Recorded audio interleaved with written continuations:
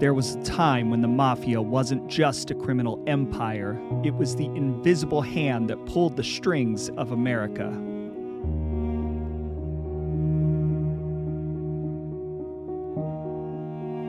From coast to coast, the mob ran the streets, owned politicians, and decided who lived and who vanished without a trace.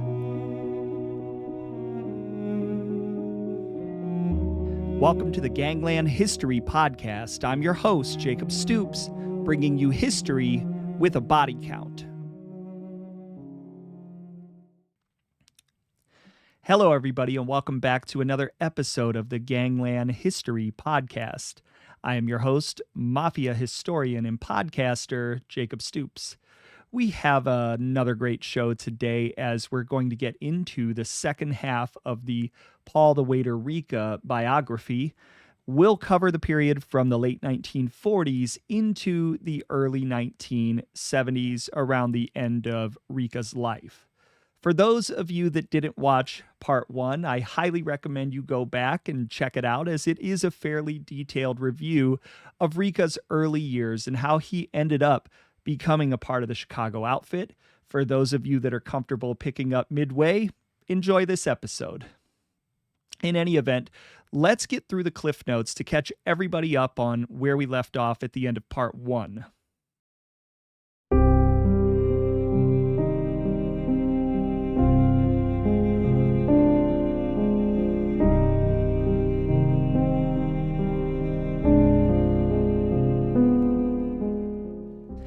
The man who would come to be known as Paul the Waiter Ricca was born Felice di Lucia in either 1897 or 1898 in Naples, the capital of Campania. While in his teens, Di Lucia's family became involved in a feud with another family when a man named Emilio Perillo broke off an engagement to Di Lucia's sister. As a result, Di Lucia took personal revenge and murdered the man in cold blood. He'd be arrested by Italian authorities shortly thereafter. During his trial, a man named Vincenzo Capasso would testify against him, and this testimony would result in Di Lucia being convicted for murder on May 18, 1917. But here's the catch.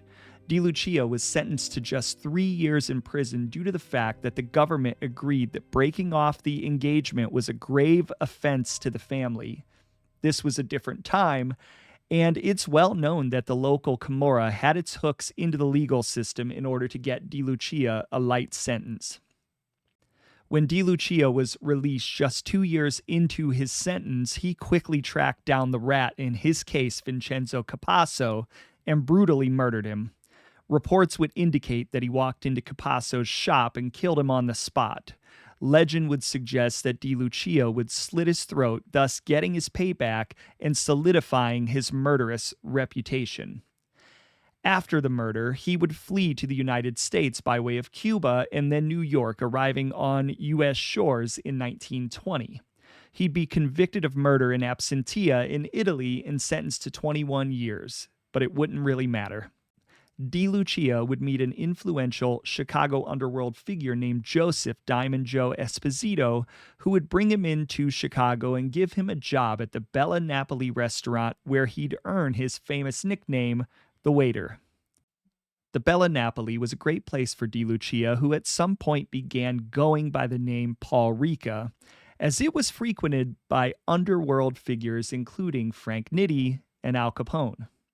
It was Nitti who first recognized Ricca's potential and brought him into the Capone organization, though Ricca would ingratiate himself pretty quickly to Capone as well.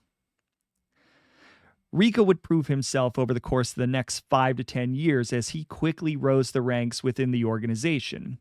By the early 1930s, history would tell us that Capone went away for tax evasion and Frank Nitti took over the organization. And Ricca had become one of the top lieutenants in the family, if not the top guy right under Nitti. As Prohibition was winding down and bootlegging was no longer the organization's bread and butter, the Chicago outfit began to push more into traditional street rackets. But guys like Nitti, Ricca, Louis Little New York Campagna, Murray the Camel Humphreys, and others would begin to see the cash cow that is and was labor racketeering. And so they began pushing hard in Chicago to take control of various unions and eventually made the decision to look beyond the confines of Chicago, and their gaze moved ever westward towards Hollywood. The outfit would send guys like Johnny Roselli, Willie Beoff, and George Brown out west to begin muscling in on the motion picture unions. Through this takeover, they were able to extort millions of dollars out of nearly every major Hollywood movie studio over the course of the 1930s and early 1940s. But unfortunately for the outfit, it wouldn't last. Eventually, Beoff and Brown would be arrested, and both would turn informant and rat out their guys in the outfit in 1943. The case, famously dubbed the Hollywood extortion case, ensnared Ricca, Nitti, Campagna, Roselli, as well as a few others. It's alleged that Ricca and Tony Accardo, who I haven't mentioned to this point, but who will play a prominent role from here on out, were furious with Nitti.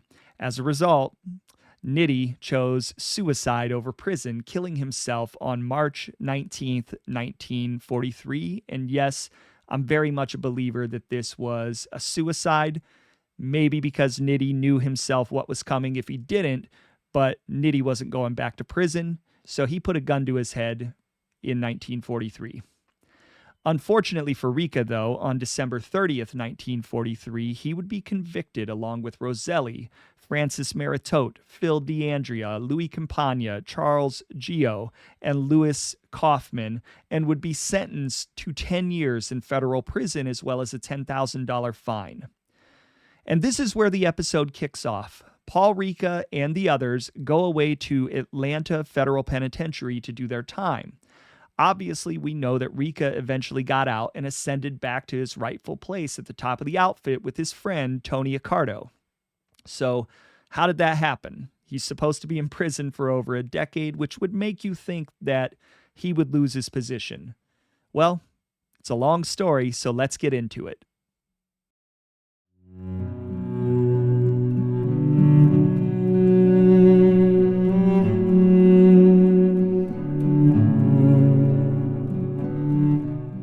So, as we said, in the mid-1940s, Ricca went away to begin serving his sentence in the Atlanta Federal Penitentiary, leaving Tony Accardo on the street running the family in his place. Now, let's talk a little about what Ricca was walking into. Prison is supposed to be easy for mobsters, right?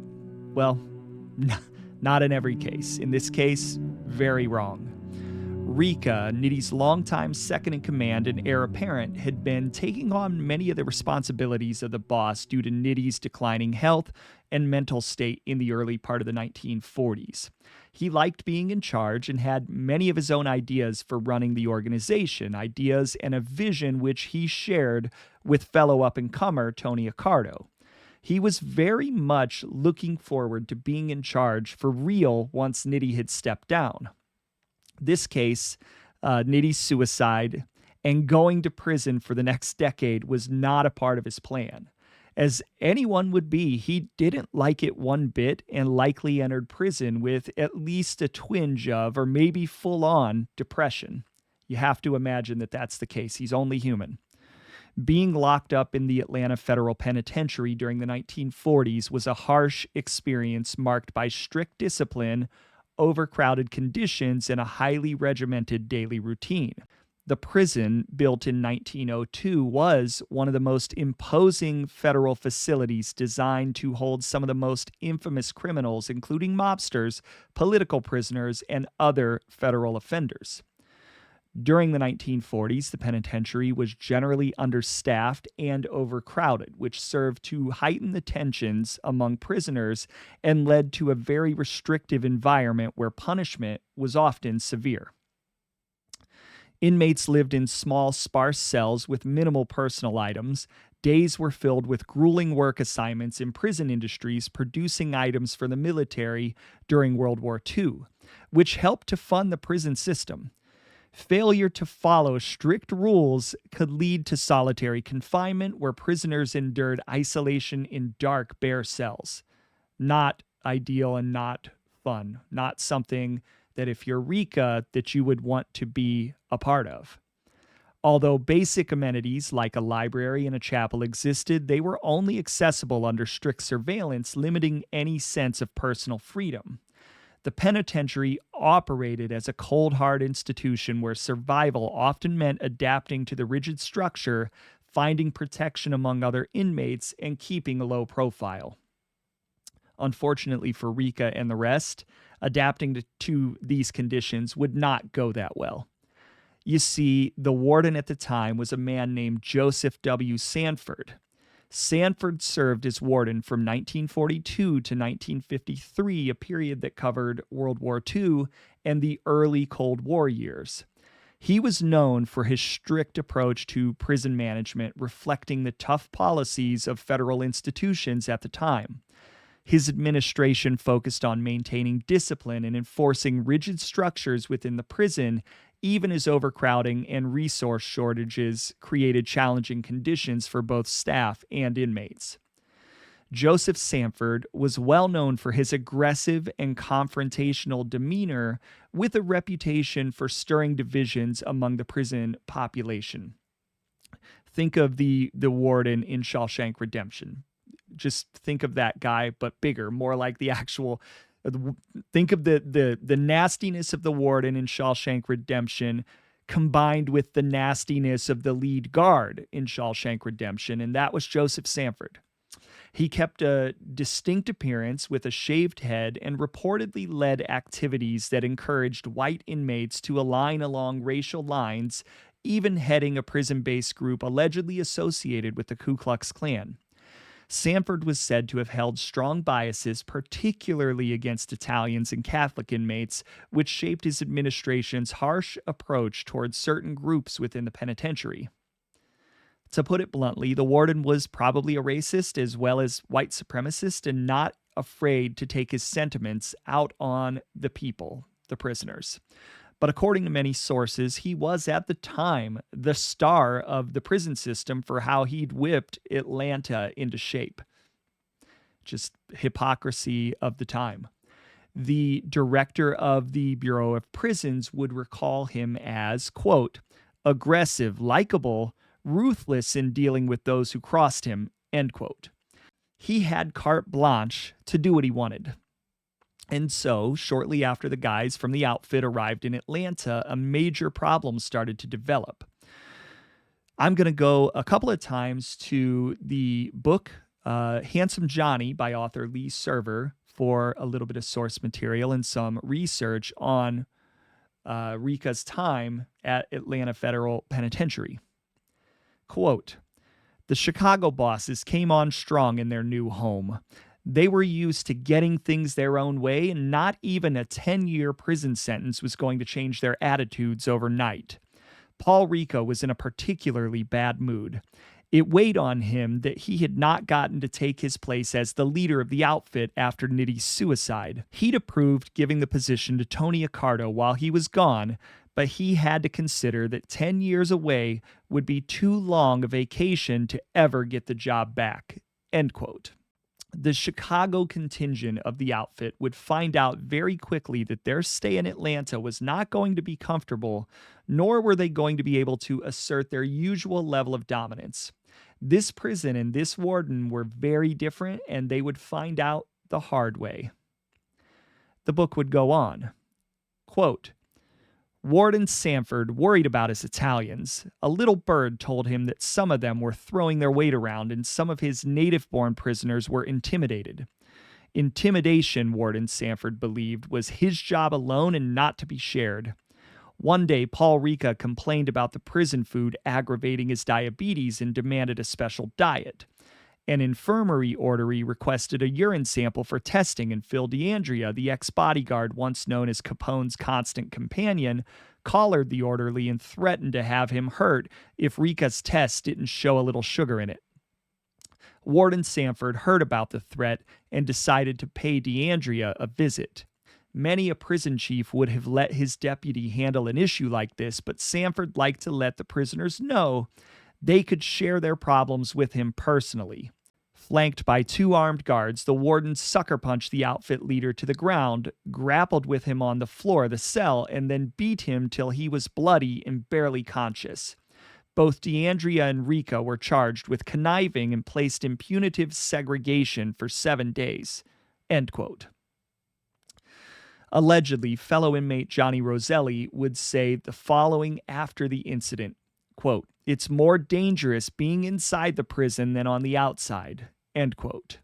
As you can imagine, after this incident and in light of the beating and the extremely harsh treatment, Paul Ricca and others reportedly were fearing for their own safety.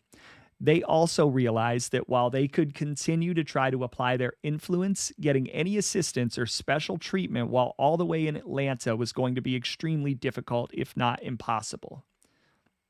As a result, they came to the decision that they had to do everything they could to get out of Atlanta immediately and press their lawyers and outfit friends on the outside to get themselves transferred at whatever cost was necessary. If not, Ricca and the others may have gone stir crazy and, frankly, were risking their personal health. Back to the book, which, as you remember, was a biography of Roselli. So in this book, Ricca was a secondary character. Quote, "While Johnny did his best to cope with the stress and anxiety, the boys from Chicago wallowed in it.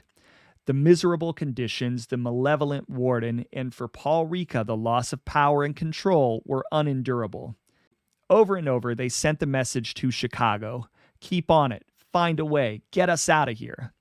They wanted to be sprung, of course, some technicality, early parole, find something. But for right now, just get us out of fucking Atlanta." End quote. Now, the guys from the outfit could have just left Ricca and the others in there to rot. In the Mafia, prison is one way to get a rival out of your way or to clear a path for yourself to step into the boss's chair, so to speak. But they didn't. And that's not always normal. This is where the outfit at that time, and specifically Tony Accardo, were a little different. Many guys in that life would have tried to take all the power for themselves, and many were not willing to share it, even with close friends. Don't get me wrong, Accardo was ruthless, but in this case, he made the exception. While I don't confess to know what Accardo must have been feeling or thinking, I do think it's fair to say that his view was that the outfit had a much brighter future with Ricca in the picture than not. And so, Accardo initiated the steps to get Ricca and several others transferred closer to home while they also worked to get them out early. And who does he go to for this monumental task, you ask? He gives it to probably the outfit's smartest member, his wily Welsh political fixer and brain trust, Murray the Camel Humphreys. Humphreys would immediately take charge. Money was gathered for the work ahead, including, it was said, a large donation from some fearful moguls in Hollywood who'd helped put the boys away. A group of select, well-connected attorneys was put on the case, including a St. Louis lawyer named Paul Dillon, who'd been connected to Kansas City political fixer Tom Pendergast, as well as President Harry Truman. These guys had the right connections to get what they wanted, although when their straightforward requests for transfers had been turned down, they explored less conventional methods of getting it done. There were private meetings on the subject with assorted and influential members in Washington, including, it was said, the new U.S. Attorney General, Tom Clark. Payoffs to the right people, including the head of the parole board, eventually did the trick, and Ricca, as well as several others, got their transfer approved in May of 1945. Now, despite the protests of both wardens, Ricca and the others were transferred to Leavenworth Federal Penitentiary in Kansas, which was so much closer to Chicago.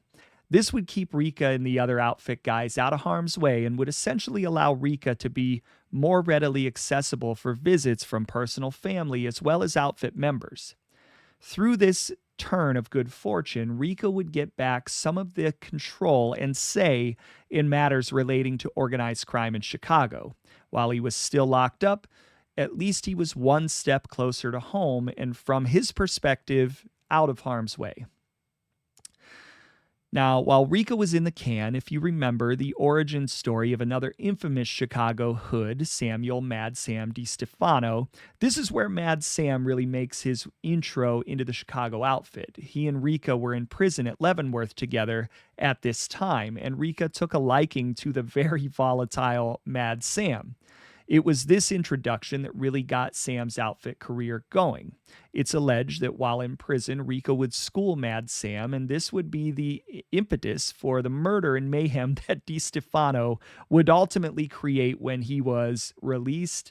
And of course, we know he would eventually be murdered by the outfit, probably on Ricca and Accardo's orders. Lucky, though, for Paul Ricca, his stint in prison would be relatively short, and in the end, he'd end up serving just 3 years, 30% of his total time. Here's how that's possible. With Ricca locked up, Tony Accardo was running the family on the outside. However, due to their close friendship and level of respect, Accardo visited Ricca frequently at Leavenworth to gather his opinions on policy decisions. How is that possible, you ask? It's, well, a subject that got Accardo in a bit of legal hot water on his own, though it would be just a slap on the wrist in the grand scheme of things. It turns out that from September of 1945 to June of 1947, Tony Accardo would visit Ricca and others a total of 10 times. Now, the catch was that each time he visited, rather than signing his real name, he would sign in under the name of Joseph I. Bulger, indicating he was Ricca's attorney. In fact, a 1946 Chicago Tribune article would notate that Ricca indeed had considerable power even while in prison. Now, the quote may be to some degree sensationalized, but it's not far from the truth, especially as it concerned Chicago rackets. Quote, "The toughest and most unscrupulous criminals of the country have been banded into a nationwide syndicate. It is ruled by Paul Ricca from his prison cell through Murray Humphreys, Jake Guzik, and Tony Accardo in Chicago through comparable miscreants in other cities of the country." End quote. During this time frame, Accardo and Humphreys used a man named Eugene Bernstein to work around the clock to secure the release of all the men, and in the end, it would work. As the date of Ricca and the other outfit men's initial eligibility for parole neared in 1947, Accardo, Humphreys, and Bernstein worked pretty much, like I said, around the clock in preparation. Before a parole hearing could be considered, they had to clear the men of any potential issues, such as technical impediments, tax issues, or fines. As it turns out, this would be a recurring theme, Ricca was indeed facing an issue with tax evasion. As of 1945, Ricca had a tax delinquency of more than $200,000 in unpaid taxes from the years 1935 to 1941. That is a huge sum of money. However, the IRS had agreed to accept a cash settlement for back taxes, so that was taken care of. It wouldn't be the last time he'd have tax evasion issues, and we'll get to that later in this episode. Now, with the tax evasion stuff out of the way, the U.S. Parole Board would meet in August of 1947. Despite the outcry of many politicians, prosecutors, police, and prison officials to keep the old Capone gang in jail, the parole proceedings would go forward. And on August 13th, 1947, after a short deliberation, the parole board agreed to release Ricca and his co-defendants from prison on the condition that they were to have no more contact with mobsters and on the condition that they settled tax issues, which, as I'd mentioned, they did. Additionally, the mobsters would be released under the conditions that they had good intentions upon being released. This is funny. For example, Ricca would suggest that he'd become a farmer, while the others listed what can only be described as sham no-show jobs. On August 14th, Ricca, Campagna, Gio, and DeAndrea would be released from prison. Now, to anyone who understands how parole hearings work, the speed in which this parole request was moved through the system wasn't just incredibly rushed, it moved at lightning speed. In fact, the parole request itself was only a week old. The typical process was not followed, much to the chagrin of many in law enforcement, legal, and the political community. In fact, some political leaders would take their grievances all the way to the White House. Illinois representatives by the name of Ralph Church and Fred Busby would send a telegram directly to President Harry Truman himself entitled, "People are outraged." The telegram would read, quote, "The people of our Chicago area are outraged at the parole of the 4 Capone gang bosses, Ricca, Campagna, DeAndrea, and Gio. I urge your immediate complete investigation and respectfully request your immediate full report from you or the Office of Attorney General. The people of the United States are entitled to and demand a full explanation regarding the parole from federal prisons of Ricca, Campagna, DeAndrea, and Gio. I demand that you make public all records immediately involving the paroles of these 4 men." End quote. The following month, due to public outcry, the parole board would revoke the parole of Ricca, Campagna, Gio, and the others on the grounds of a violation of, quote, "associating with persons of bad reputation," quote, end quote, and they'd be locked up yet again. But for Ricca, it was only temporary, and on September 20th, 1947, he'd be released on bond pending a hearing. Campagna and Gio would ultimately be remanded back to Atlanta, and ultimately it wouldn't make a difference. They'd both get out as well. Ricca and the others would eventually be let go, and the Justice Department would be noted as washing their hands of the, quote, "secret parole" granted to the Chicago gangsters. The government would try to violate Ricca a few more times in the later 1940s, but ultimately it was ineffective at containing him. In December of 1949, his release would ultimately be upheld by the U.S. Court of Appeals, ending the 3-year-long legal back and forth. Even after that, they'd continue to try to violate him.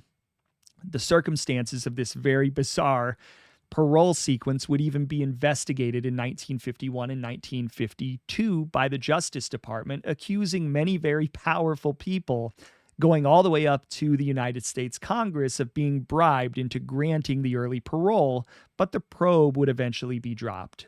Frankly, given the speed of their release, I think we can be 99.9% certain that the bribes worked, though nobody would ever ultimately be held accountable. The outfit had its brain trust back together, and no, Ricca did not become a farmer, though he did buy a horse farm, as you'll see. He went right back to what he knew best, being a high-end mobster.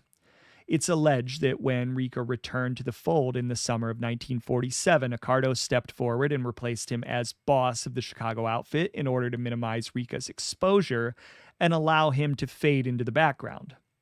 However, as I said, this was one of the most successful power-sharing arrangements in the history of Cosa Nostra in this country. Ricca was involved in pretty much all major policy decisions up to and including hit contracts. So for all intents and purposes, they would run the outfit together for the next 2 decades plus.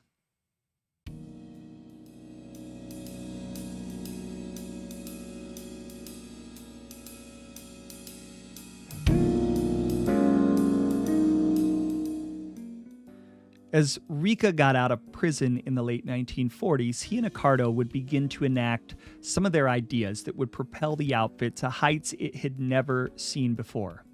For the next 2 decades, Ricca and Accardo would serve as 2 of the most shrewd, vicious, old-school bosses in the entire country. They had sharp minds and balls of steel. They kept their men in line and did their best to keep their heads down while expanding the power of the organization they dominated. However, as you got into the 1950s and deeper into the 50s and into the 60s, keeping their heads down would get a lot harder. In 1949, it would be noted that Ricca, along with Frank Costello of New York, Louis Campagna, and Frank Diamond, all owned a piece of the Continental Press wire service, which allowed them to effectively control gambling across the entire country. This is a big deal that shows Ricca's national connections yet again, but that doesn't receive a lot of focus. Wire services were big moneymakers for the mob in those days of, not having instantaneous communication or instantaneous to bet in places where you were not physically present. So running a wire service, big money. Speaking of the connections of Ricca, Anthony Tony Gizzo, who would become boss of the Kansas City Mafia for a short time in the early 1950s when called in front of the Kefauver Committee in December of 1950, would admit having a close relationship with Ricca and many other Chicago gangsters. It was alleged that Gizzo had helped Accardo and others get into Leavenworth Penitentiary in the 1940s when they were trying to secure Ricca's parole. Gizzo was the contact man, had provided cars for transportation, and even threw a small party for the Chicago guys when they got out on parole. Unfortunately for everyone in Cosa Nostra in the early 1950s, a publicity-seeking young senator out of Tennessee named Estes Kefauver decided to hold a series of hearings around the country regarding organized crime. Here in Chicago, our committee, with our very competent but small staff, with the assistance of local enforcement officers and prosecutors, we have shown the interstate connections of the wire service, of the policy racket, of other kinds of gambling, and we have also, in our investigation, will show certain economic effects of organized crime. Little by little, we are tying up the interstate organized crime in different parts of the United States, both through individuals and through operations. And I think we will be able to present to the Senate and to the American people a very comprehensive picture when we get through.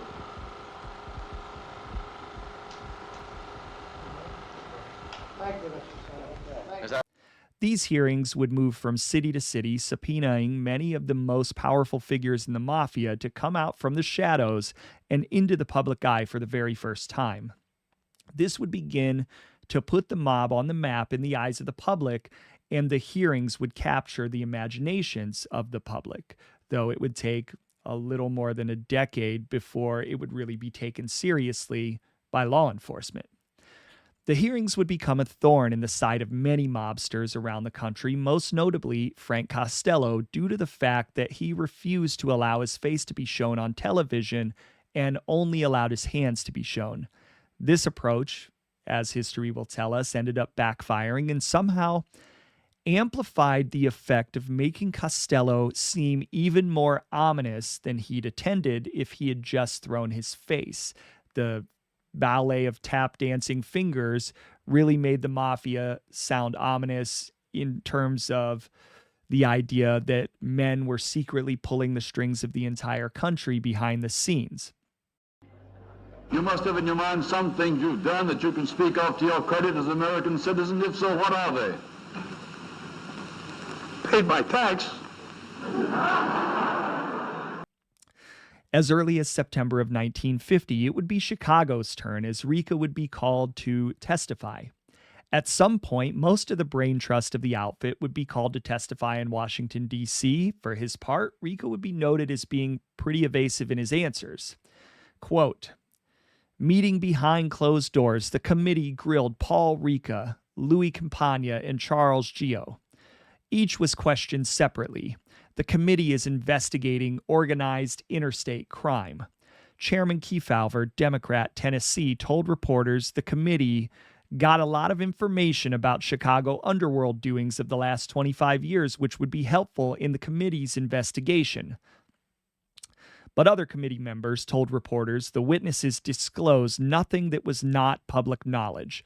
Ricca was described as evasive and unable to remember matters about which he was questioned. Campagna was no more helpful, it was said, but Gio was described as more cooperative than the others. Ricca spent 2 hours and 15 minutes with the committee, Campagna 1 hour, and Gio an hour and 45 minutes." End quote. While Ricca wouldn't give them much, he did describe his new career in farming in some detail. Quote, "Ricca," Kefauver said, described his 1,100-acre farm in Kendall County, Illinois.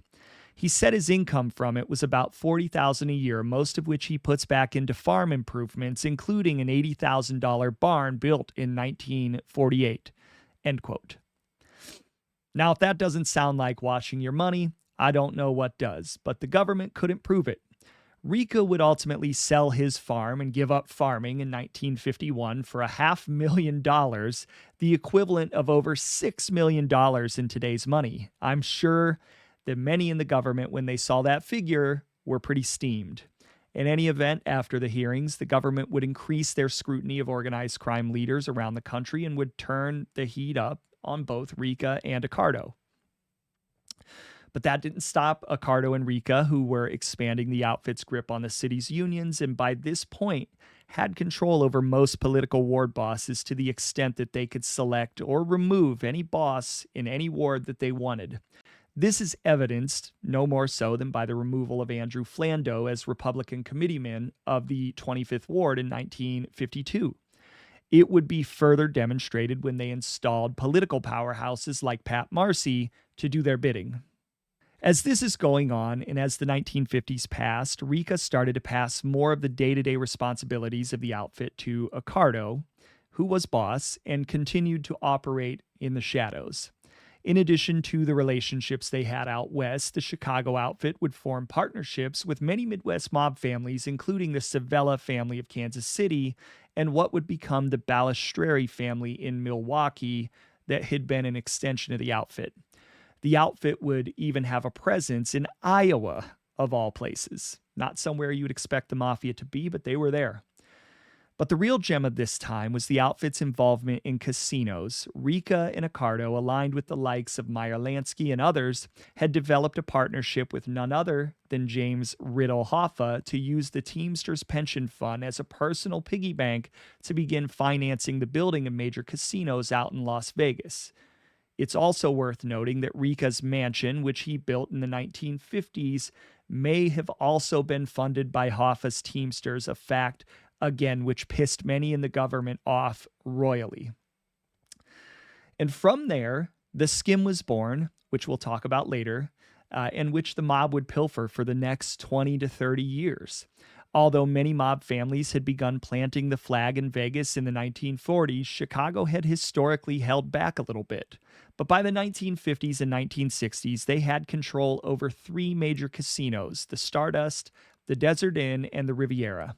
They'd eventually get a piece of the Hacienda, the Sahara, and the Fremont as well.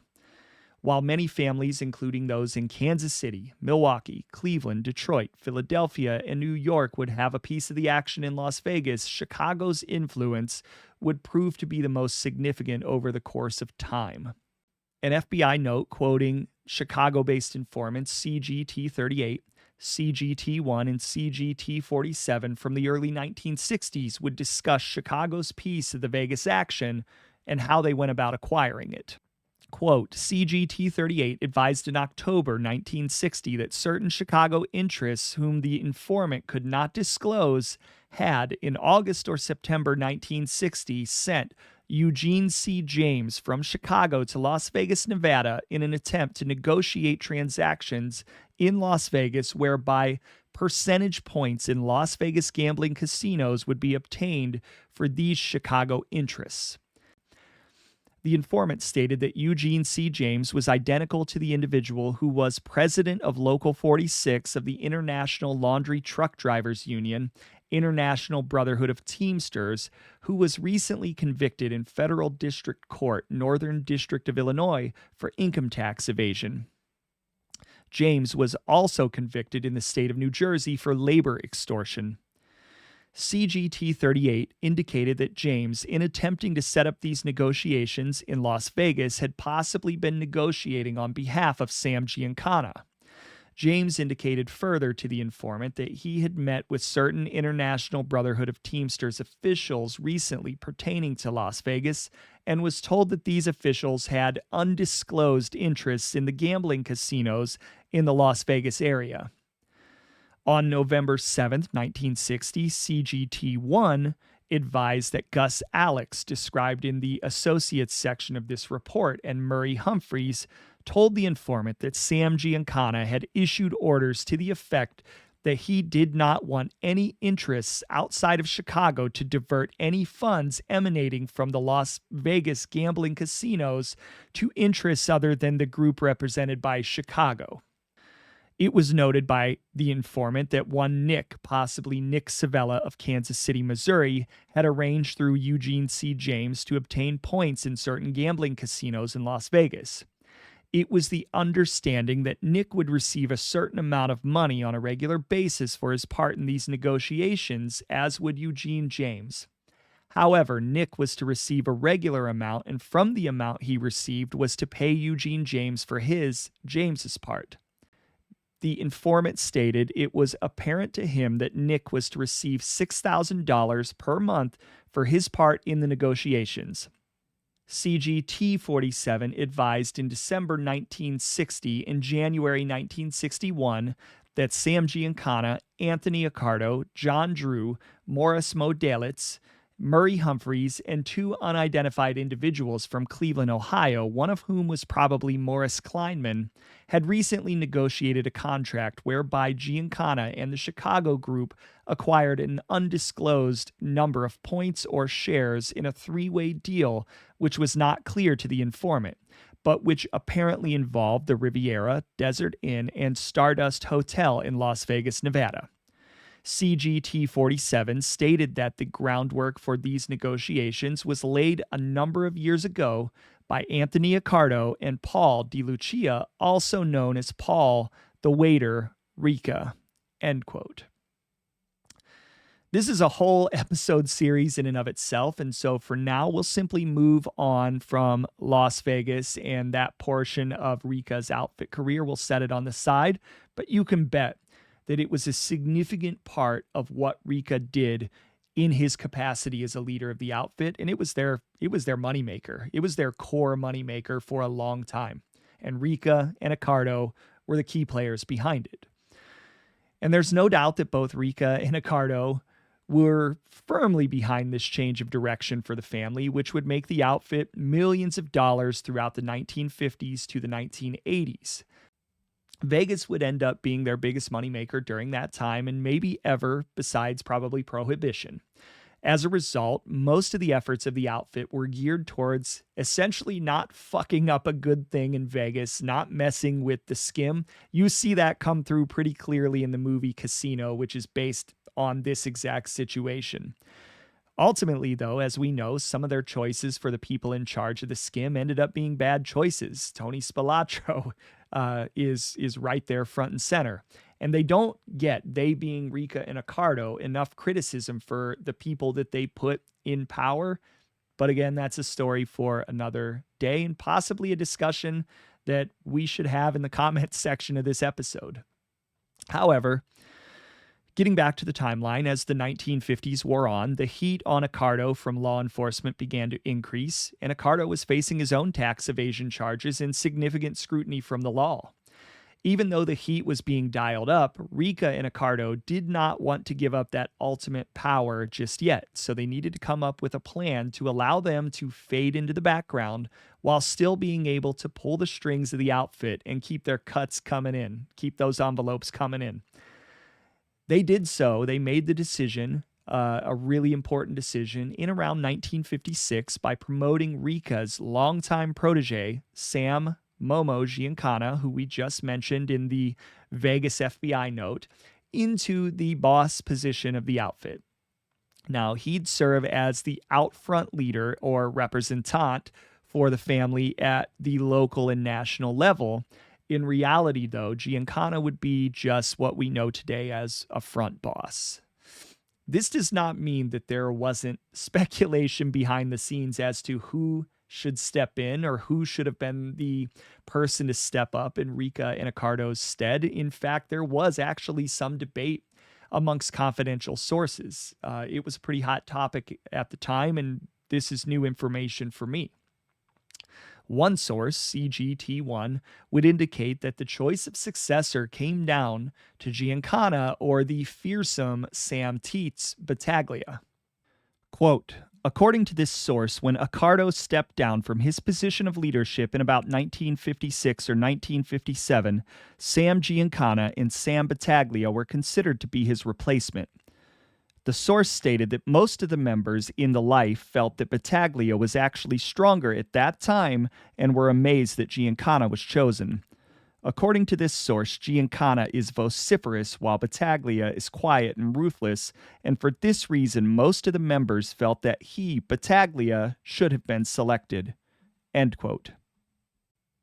In retrospect, I think this particular report would end up being relatively accurate. Battaglia may have been the wiser choice in hindsight, but then again, hindsight is, as always, 20/20.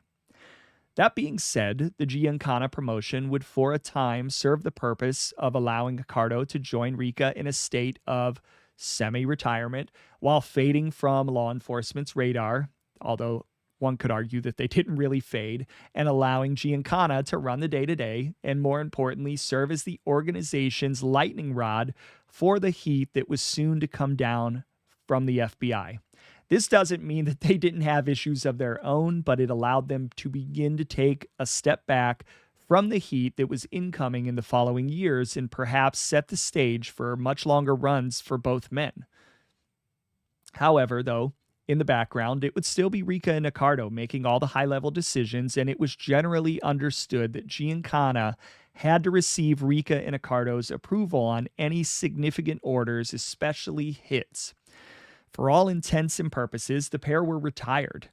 In reality, though, they were still very much pulling all the strings and making all the major decisions from the shadows. I don't know how many times I can say that or re-say it. They just needed someone else to be the focus and take the heat from a law enforcement perspective. In this regard, Giancana actually was the perfect choice, though it'd be a choice they'd ultimately regret later on.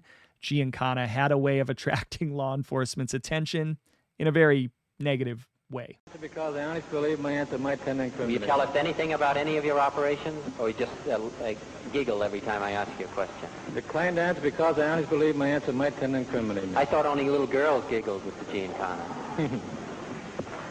Huh? All right, anything further? You tell us anything about your operations? Declined to answer because I honestly believe my answer might tend to incriminate me. Now, I just mentioned the subject of ordering hits, and let's talk about our old friend Willie Byoff. Now, if you remember, it was Byoff who was the key rat in the 1940s Hollywood extortion case. Since then, he had got out of prison and he had been living his life in Phoenix, Arizona for over a decade after ratting out his bosses and getting his ticket out of prison. He probably thought he was in the clear. Clearly he did, but the outfit has a long memory that would eventually catch up to him. After his release, Byoff had moved to Phoenix and assumed a new identity as William Nelson at the residence located at 1250 East Bethany Home Road, reportedly even developing a friendship with future presidential candidate Barry Goldwater. Unfortunately for Byoff, he'd eventually blow his cover. Ultimately, he'd make the mistake of taking a job at the Riviera Casino in Las Vegas. Now, this was an incredibly stupid decision on his part, as the casino at that time, or by that time, was pretty much run by the Chicago outfit. And it wasn't long before some of his former associates would recognize him. As a result, on November 4th, 1955, Byoff would die in a car bombing in Phoenix, Arizona. The explosion, triggered as a result of dynamite, went off as soon as Byoff stepped on his starter. Byoff's body was tossed 25 feet, and both his legs and right hand were blown completely off. The wreckage of the truck was scattered over a radius of several hundred feet. In fact, because of the shower of parts and the roar of the explosion, several residents actually thought an airplane had blown apart overhead. The killers were never found, and of course, the outfit had a long reach and a long memory. Now, Ricca would be sought for questioning, but would be noted as having left Chicago the evening before the Byoff murder went down. Funny coincidence, funny how that works. Even before the Byoff hit went down, there was the hit on well-known associate and outfit member who I've mentioned a few times already in this episode, Charles Cherry Nose Gio, a co-defendant in the Hollywood extortion case, who was in a dispute with another family member and labor racketeer Joey Glimko regarding the union servicing the Howard Johnson food chain in the Chicago area, as well as a bombing that had caused $50,000 worth of damage. Gio had apparently tried to muscle in. Glimko went to Ricca and Accardo, and Gio was subsequently murdered on August 18th, 1954. As the man dubbed Cherry Nose was sitting in the front seat of his car near May Street on Chicago's west side, someone walked up beside him and fired into the vehicle. 5 bullets went into his body while one hit him directly in the temple, leaving him slumped over in the seat of his car. And this hit was probably one of the most well-known and widely pictured and circulated hits in mob history in Chicago for sure. Now, it's widely believed by law enforcement that the murder was ordered by Ricca and Accardo, and there's not a doubt in my mind that it absolutely was. Now, in addition to Gio, a fellow mobster and friend of Gio, who in a secret interview gave the police the motive behind the slaying, a man named Frank Diamond, whose real name was Frank Maritote, was himself murdered with a shotgun blast right in front of his 4-year-old son just a few days later. And there goes the myth that the Mafia doesn't kill people in front of their family. Accardo and Ricca had eyes and ears everywhere, and they didn't mess around.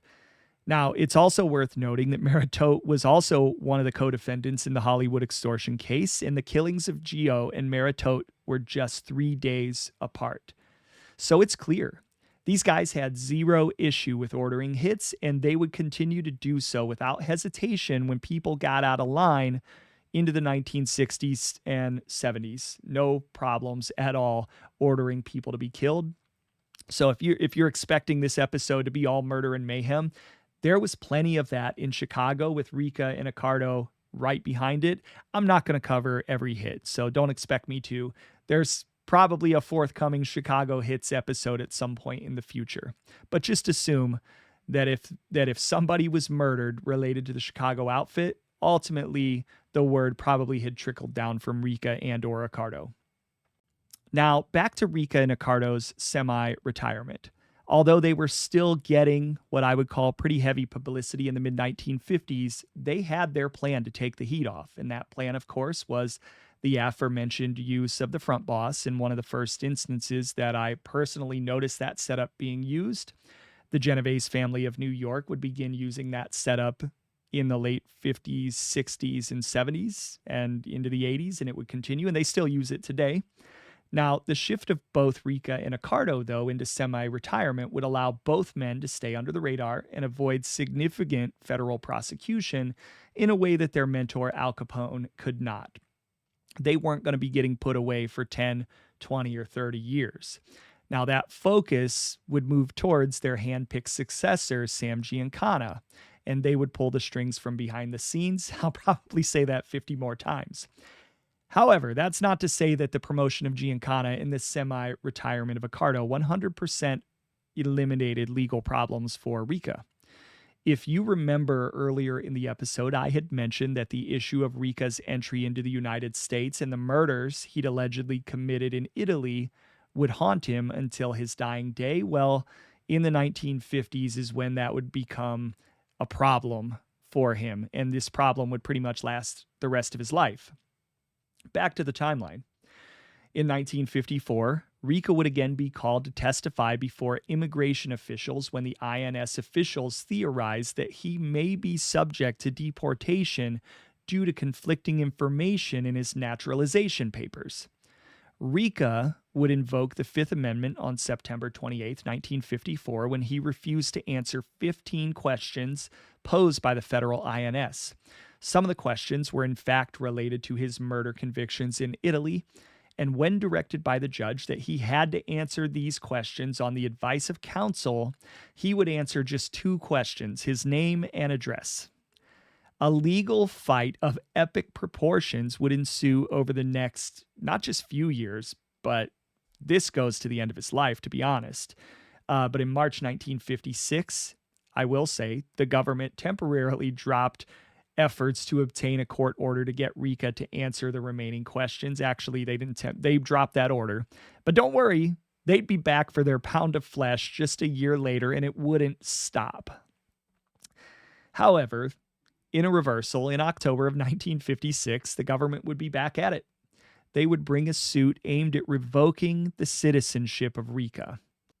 And on October 10th, 1956, the United States Attorney at Chicago would file a petition in the United States District Court of Chicago seeking DeLucia's denaturalization on the grounds that he'd obtained U.S. citizenship through fraud.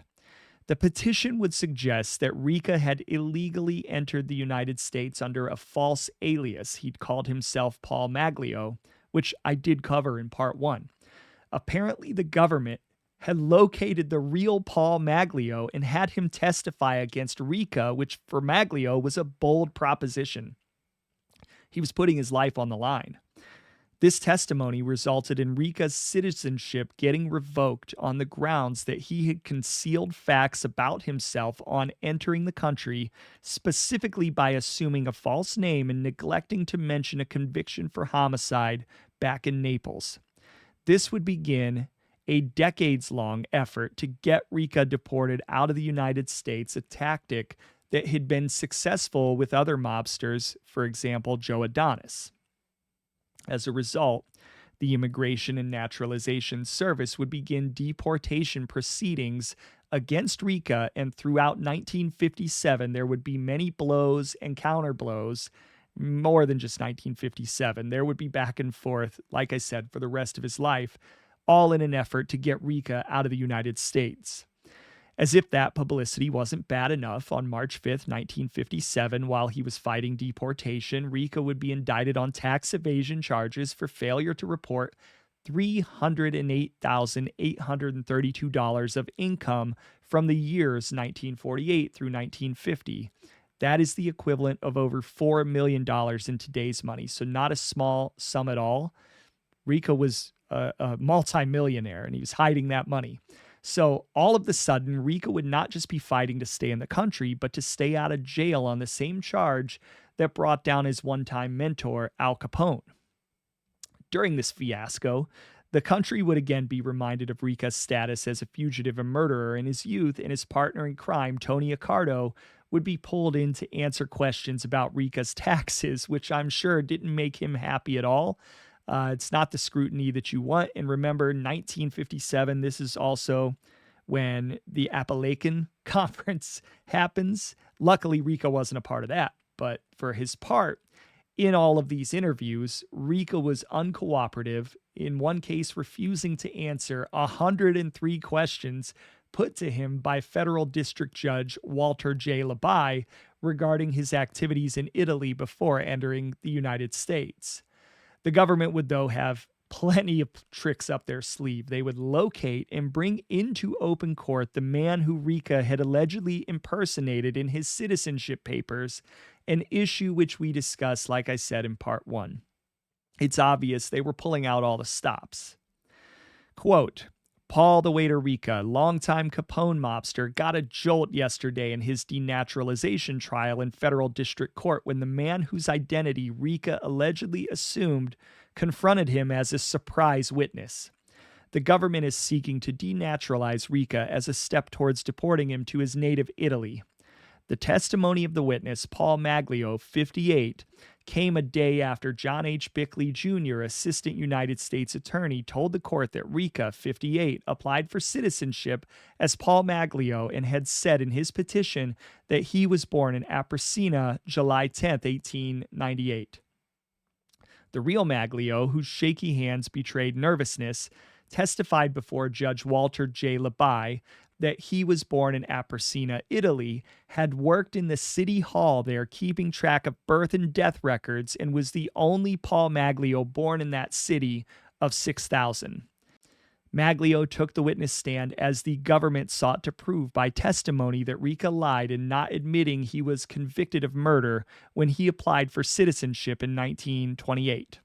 Maglio was described by the government as a laborer who had not missed a day's work in 32 years. Bickley said an FBI agent has remained in Maglio's home for the last 3 years.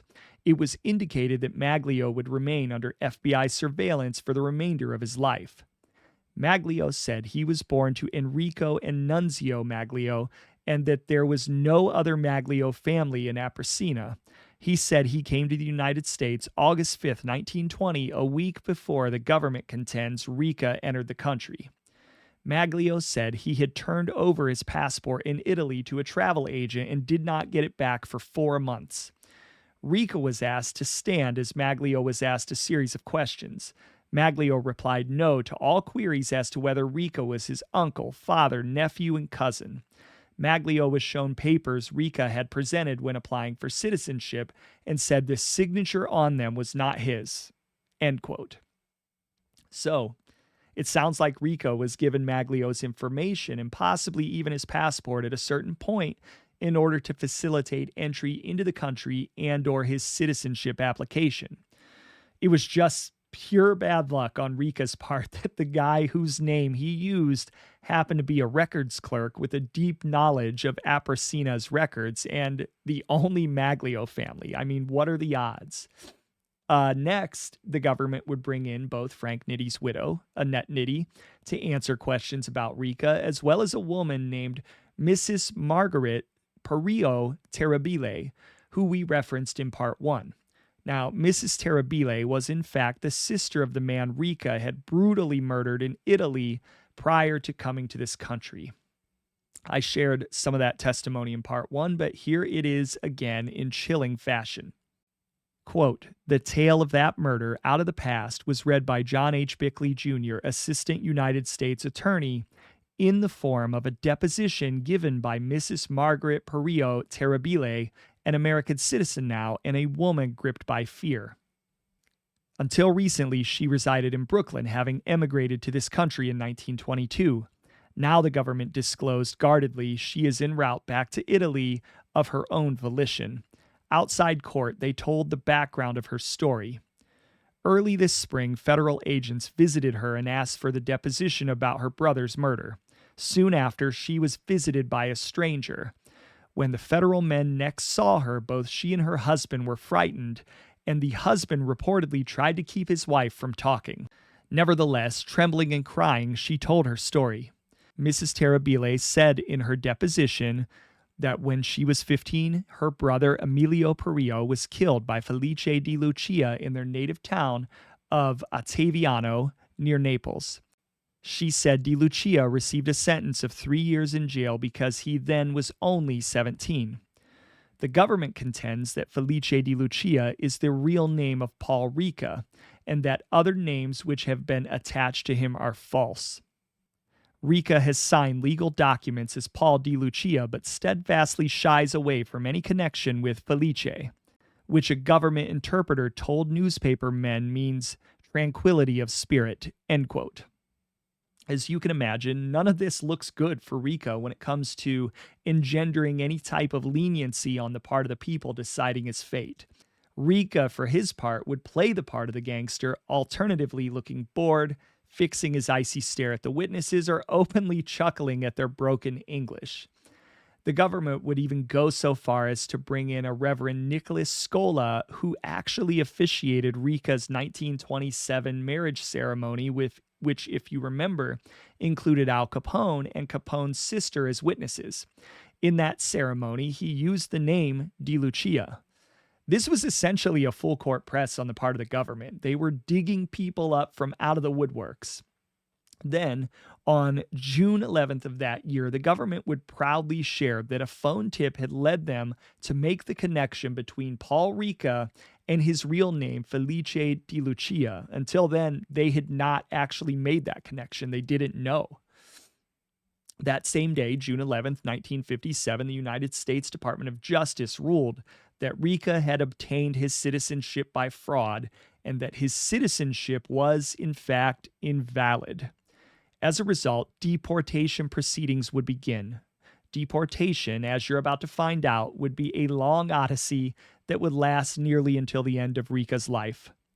At this same time, Ricca would sell his palatial estate in Long Beach, Indiana, to 2 Teamsters from Detroit in a deal that was brokered by none other than the aforementioned Jimmy Hoffa. The property sold for $150,000, which was around $1.6 million in today's money. Again, Ricca was a millionaire, and the government knew it, and they could do nothing about it. Also in 1958, Ricca would be named as the country's most important criminal by a Senate crime investigating subcommittee. So, despite his best efforts, it was difficult for both Ricca and Accardo, especially after the Appalachian fiasco in 1957, to entirely stay out of the limelight. So, the reason they put Giancana in place was because the heat was getting too hot, and this was that heat. They needed to get out of the line of fire. An article from Chicago Today from 1972, after his death, would describe Ricca as follows, quote, "Half a century ago, Paul the waiter Ricca was a man who toted plump ravioli and mouth-watering lasagna in Diamond Joe Esposito's Bella Napoli Cafe on the near West Side.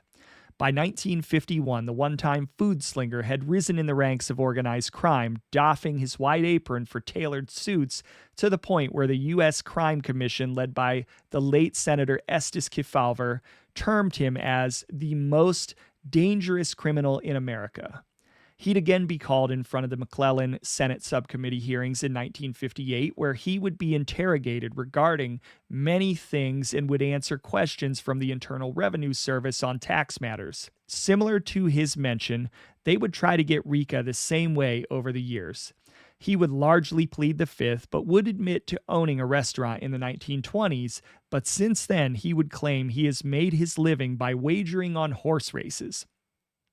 He would claim all of this information and all income was reflected in his income tax returns. And, as I've said previously, all during this time that Ricca was fighting deportation, he was subsequently fighting tax evasion charges, essentially a two-front war with the government. On May of 1930, he'd lose one of the fights when he'd ultimately be convicted of tax evasion. Ricca would plead his case all the way to the Supreme Court, but they'd ultimately refuse to reverse the conviction. And so, in July of 59, Ricca would begin serving a 3-year sentence in Terre Haute, Indiana. This would be pretty much the first time since the Hollywood extortion trial that Ricca would, in fact, go back behind bars.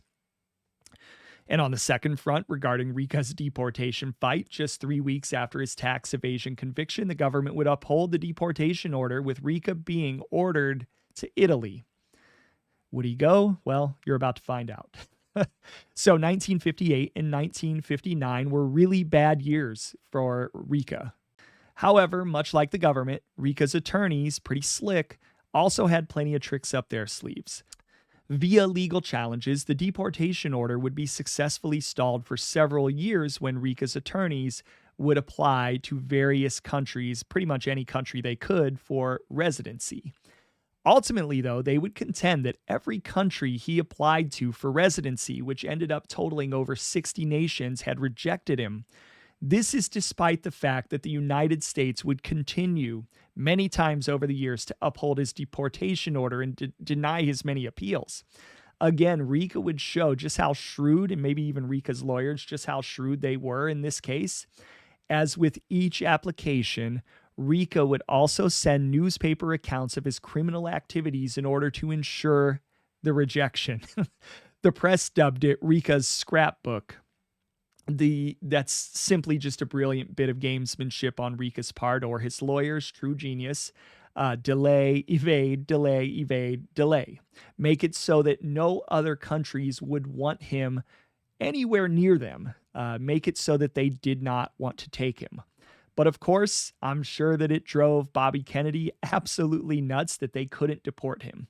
In 1962, Kennedy would write a letter to Secretary of State Dean Rusk that would suggest that Rusk was authorized to instruct State Department officials in Italy to stop issuing visas for Italian immigrants if Italy continued to refuse to take Ricca in. Kennedy was willing to stop all immigration from an entire country in order to get one person, Paul Ricca, out of the United States. That's taking it pretty far. That's playing hardball. Ultimately, the ploy didn't work, and Ricca would be noted as, quote, happily lamenting, end quote, his rejection from Italy and nearly every other country on the planet. A Chicago Tribune article from 1964 would say the following about Ricca, who'd found this loophole and had been digging in his heels for years by this point in a daring game of deportation chicken. Quote, no country wants him. It will be the 17th trip in as many months to the agency by Paul, the waiter Ricca, chairman emeritus of the crime syndicate. And for the 17th time, he is expected to tell authorities that he is still living at 1515 Bonnie Bray Avenue, River Forest, concede that he is still unemployed, and report that no country has shown a willingness to accept him as a permanent resident. The 64-year-old Ricca has since October 1962 been under final deportation order issued by the immigration agency and affirmed by the United States Supreme Court. What prevents his deportation is that no country, not even his native Italy, will accept him as a resident. So he stays here until one does, or until Congress, in passing new legislation, gives us the answer to this impasse, says John M. Lehman, District Immigration Director. End quote. Eventually, though, it would take well into the 1960s. The deportation order would be overturned, not pursued any longer, allowing Ricca to stay in the United States. At one of his final deportation hearings, the government would attempt to impugn Ricca's character by asking him about his various relationships with the who's who of the Chicago outfit. Despite Ricca's normal practice of pleading the fifth and keeping quiet, he did answer several of the questions, though he wouldn't give anything to the government that was substantial or that they could use and or didn't already know. Here are some of the snippets from Ricca's testimony, some of which are sure to give you a chuckle. When asked about his frequent lunches with Tony Accardo, Ralph Pierce, Gus Alex, and lawyers Jack Wasserman and Joseph Bulger, Ricca was asked, quote, what was discussed? His answer, quote, we talked about the astronauts, and that's all that I can remember, end quote. It's worth noting that they're not just randomly talking about astronauts. On the day that that was asked to him, a space flight had occurred with astronauts John Young and Virgil Grissom piloting a Gemini spacecraft in a lunar mission. Now back to Ricca, who was then asked about his relationship with Murray the Camel Humphreys. Quote, he's connected with the laundry business. I think I see him quite often, end quote. Here's what he said about his closest confidant and partner in crime, Tony Accardo, who he refers to as Joe, a.k.a. Joe Batters. Quote, we played cards last night with Joe at my house. I don't know what he does for a living, end quote. Next up, here's what Ricca had to say about Lester Killer Cruz, a feared outfit enforcer. Quote, I've known him about 20 years and see him quite often at Mike Fish's restaurant. He's in the plumbing business. I saw him with Joe Accardo and Mike Brodkin, the lawyer, end quote. And now we go to Ralph Pierce, another feared outfit enforcer. Quote, I've known him about 25 years. I saw him yesterday at lunch at Fish's. I don't know what he does, end quote. Next up, Gus Alex, famed outfit associate and leader of the Chicago Greek mob. Quote, I see him about twice a month. He's connected with the jukebox machines on the north side. To me, he is a good man, end quote. Now on Dominic Blasi, outfit soldier and driver for Sam Giancana. Quote, I've known him about 10 or 15 years. I saw him about a month ago, end quote. Now on Marshall Caifano, the outfits guy in Vegas prior to Spalatro. Quote, I've known him 20 or 30 years. I saw him last week at Mike Fish's with his lawyer, Mike Brodkin. I don't know what his occupation is, end quote. On Willie Potatoes Dodano, longtime outfit capo. Quote, I've known him 20 years. He's got a liquor store somewhere, end quote. On Sam Teets Battaglia, who would rise to acting boss. Quote, I've known him 30 years. He trains horses on a farm during the winter, end quote. Oh boy. Ricca would be asked about others, including James Monk Allegretti, Mad Sam DiStefano, Edward Vogel, Frank Strongy Ferraro, Felix Milwaukee Phil Aldericio, and Albert Ferbata, to which he would continue to give really non-answers, random facts, evasive answers. Yeah, it was pretty funny.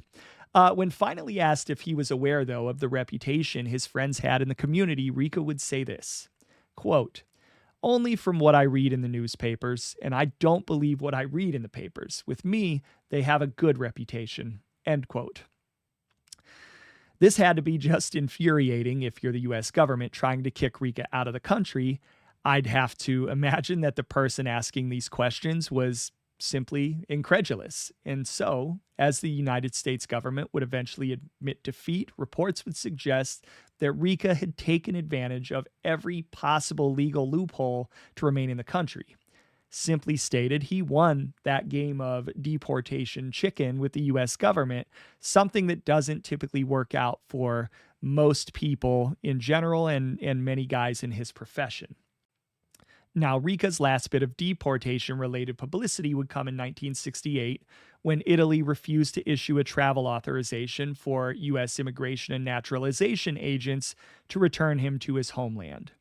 Separately, that same year, an article in the Tribune more than 11 years after the government obtained their original court order to deport Ricca would notate just how much of a thorn in the side he was of the United States and how they could do pretty much nothing about it. Quote, "Nearly 11 years have passed since the government obtained a court order deporting Paul the Waiter Ricca back to his native Italy. The court, in paving the way for deportation, held that Ricca had obtained his citizenship in this country through fraud and ordered the citizenship revoked.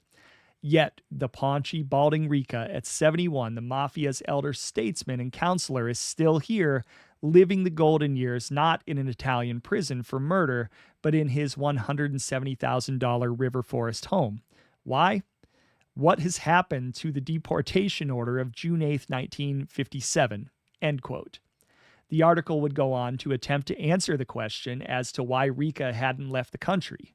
Frankly, if you've ever watched the episode of Seinfeld where George Costanza gets fired from working with the Yankees, this situation kind of comes to mind. Quote, "The answer is simple, if not embarrassing to the authorities. Some say we've even been accused of protecting him. Ricca won't go, doesn't want to go, and to this end has appealed the original order, its successors, and others stemming from them in one way or another, one right after the other, year after year. The effect of these legal gymnastics serves to keep him in this country." End quote. Now, once he had a good idea he'd win the deportation fight, Ricca would be quoted as saying the following, quote, "No country will take me permanently, so I guess I'll have to stay in this country for a while." End quote. Damn. That's a pretty smooth diss to the government on Paul's part, if you ask me. But life as Chicago's preeminent gangster and elder statesman wasn't all sunshine and roses. Let's rewind back to the timeline of the late 1950s. If you remember, both 1958 and 1959 were not great years for Ricca. He would be convicted of tax evasion during that time, and even though we know he'd eventually win his deportation battle in the late 1950s, he was pretty much mired in it. He didn't know how it was going to end, and so as the 1950s came to a close, Ricca would begin serving his sentence for tax evasion for the second time, and thus would end the decade by going back behind bars to do his time. But things were about to get turbulent for the Chicago outfit due to two names, Giancana and Kennedy.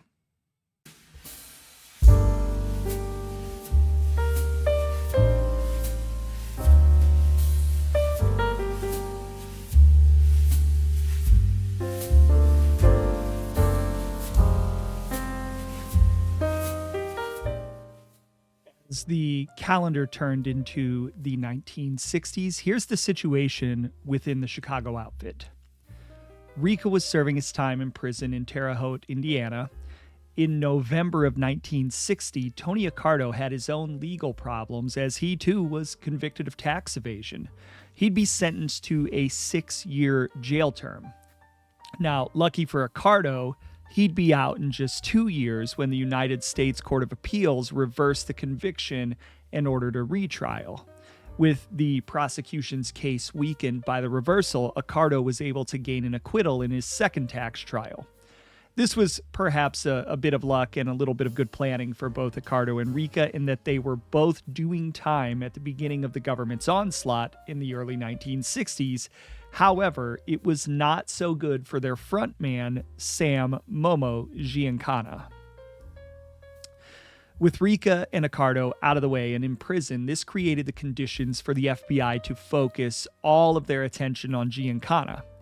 Ironically, the mob helped the election efforts of John F. Kennedy in an election where the margin was razor thin, particularly by delivering specific wards in Chicago the favor was not to be repaid, though.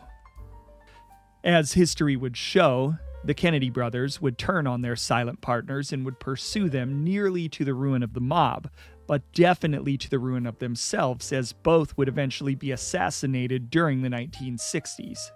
Some people believe the mob had a little bit to do with both, although I think we all know that might be questionable. I think other people had assassination on their minds as well with respect to the Kennedys. John F. Kennedy would appoint his brother Bobby Kennedy as Attorney General and would unleash him on the Mafia, making it one of the new administration's top priorities once he was elected.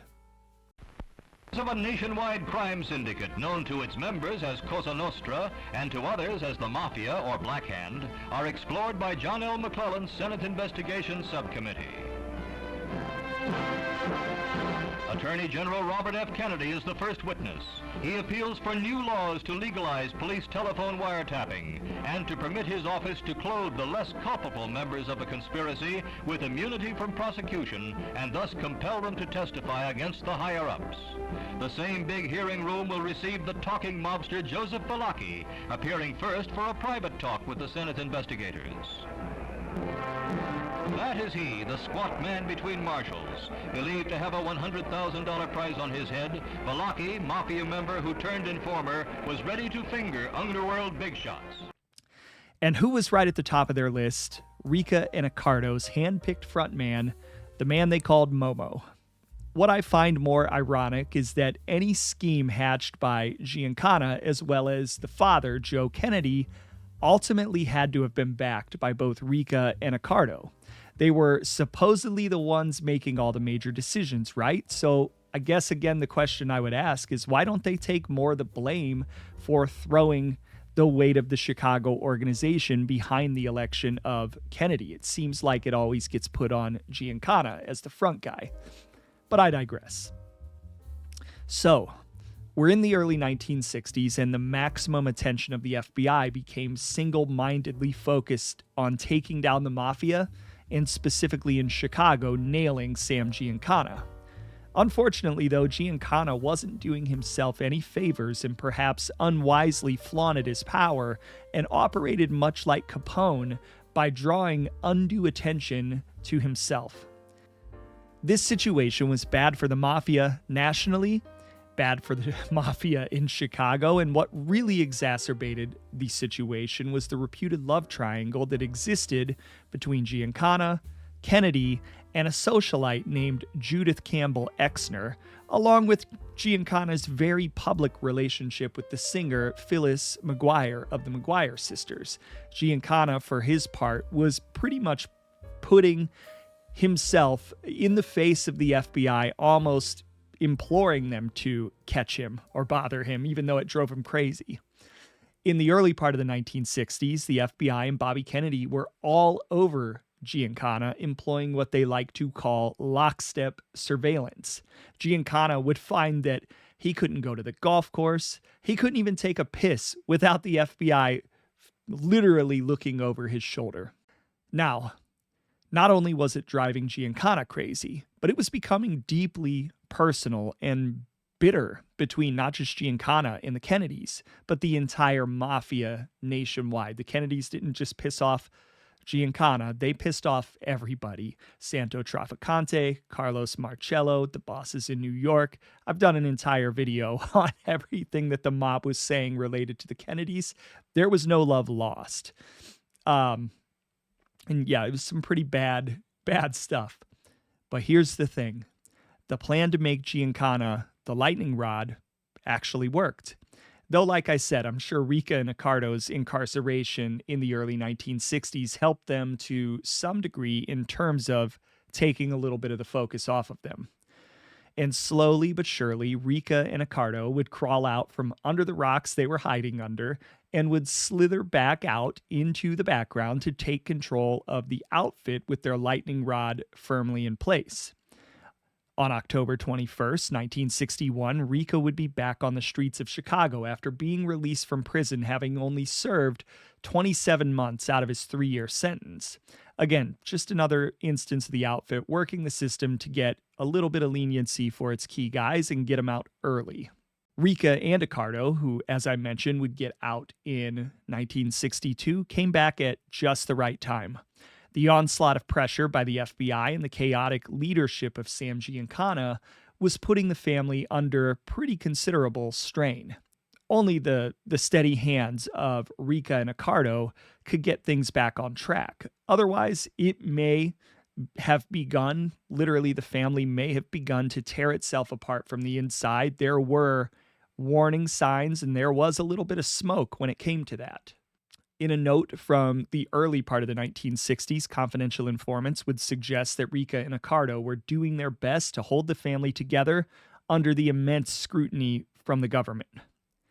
Quote, CGT-10 said that Anthony Joseph Accardo and Paul Ricca de Lucia reportedly within the recent past have assumed a more active interest in the operations of the Chicago criminal element as a result of the seeming unrest in recent happenings. It was the opinion of this source that Accardo and Ricca are attempting to keep the organization from breaking into several factions, which would make the entire organization extremely vulnerable to investigations. End quote. Unfortunately, Giancana's publicity as the lightning rod had again forced Ricca and Accardo out from the shadows. As far as Ricca was concerned, he was at this time still in control, but really heading towards 70 years old and more ready as each day passed to cede total control over to Accardo to pretty much run it all. He wanted to be in the background, although he did have a hard time relinquishing power altogether, and you'll see that. In 1962, just after getting out of jail, Ricca would again pay the government $128,000 to settle ongoing tax problems from the years 1948, 1950, 1952, and 1953. Again, you can see they were not going to let him go with respect to taxes, and he, for his part, was not doing a great job of paying his taxes. And the oldest tax issue dated back to 1948. That was 14 years.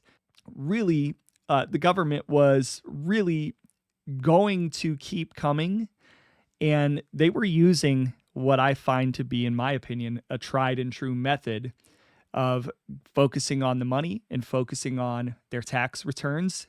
And as we know, that's the method that got Capone 30 years before, and it's gotten many others from a mob standpoint.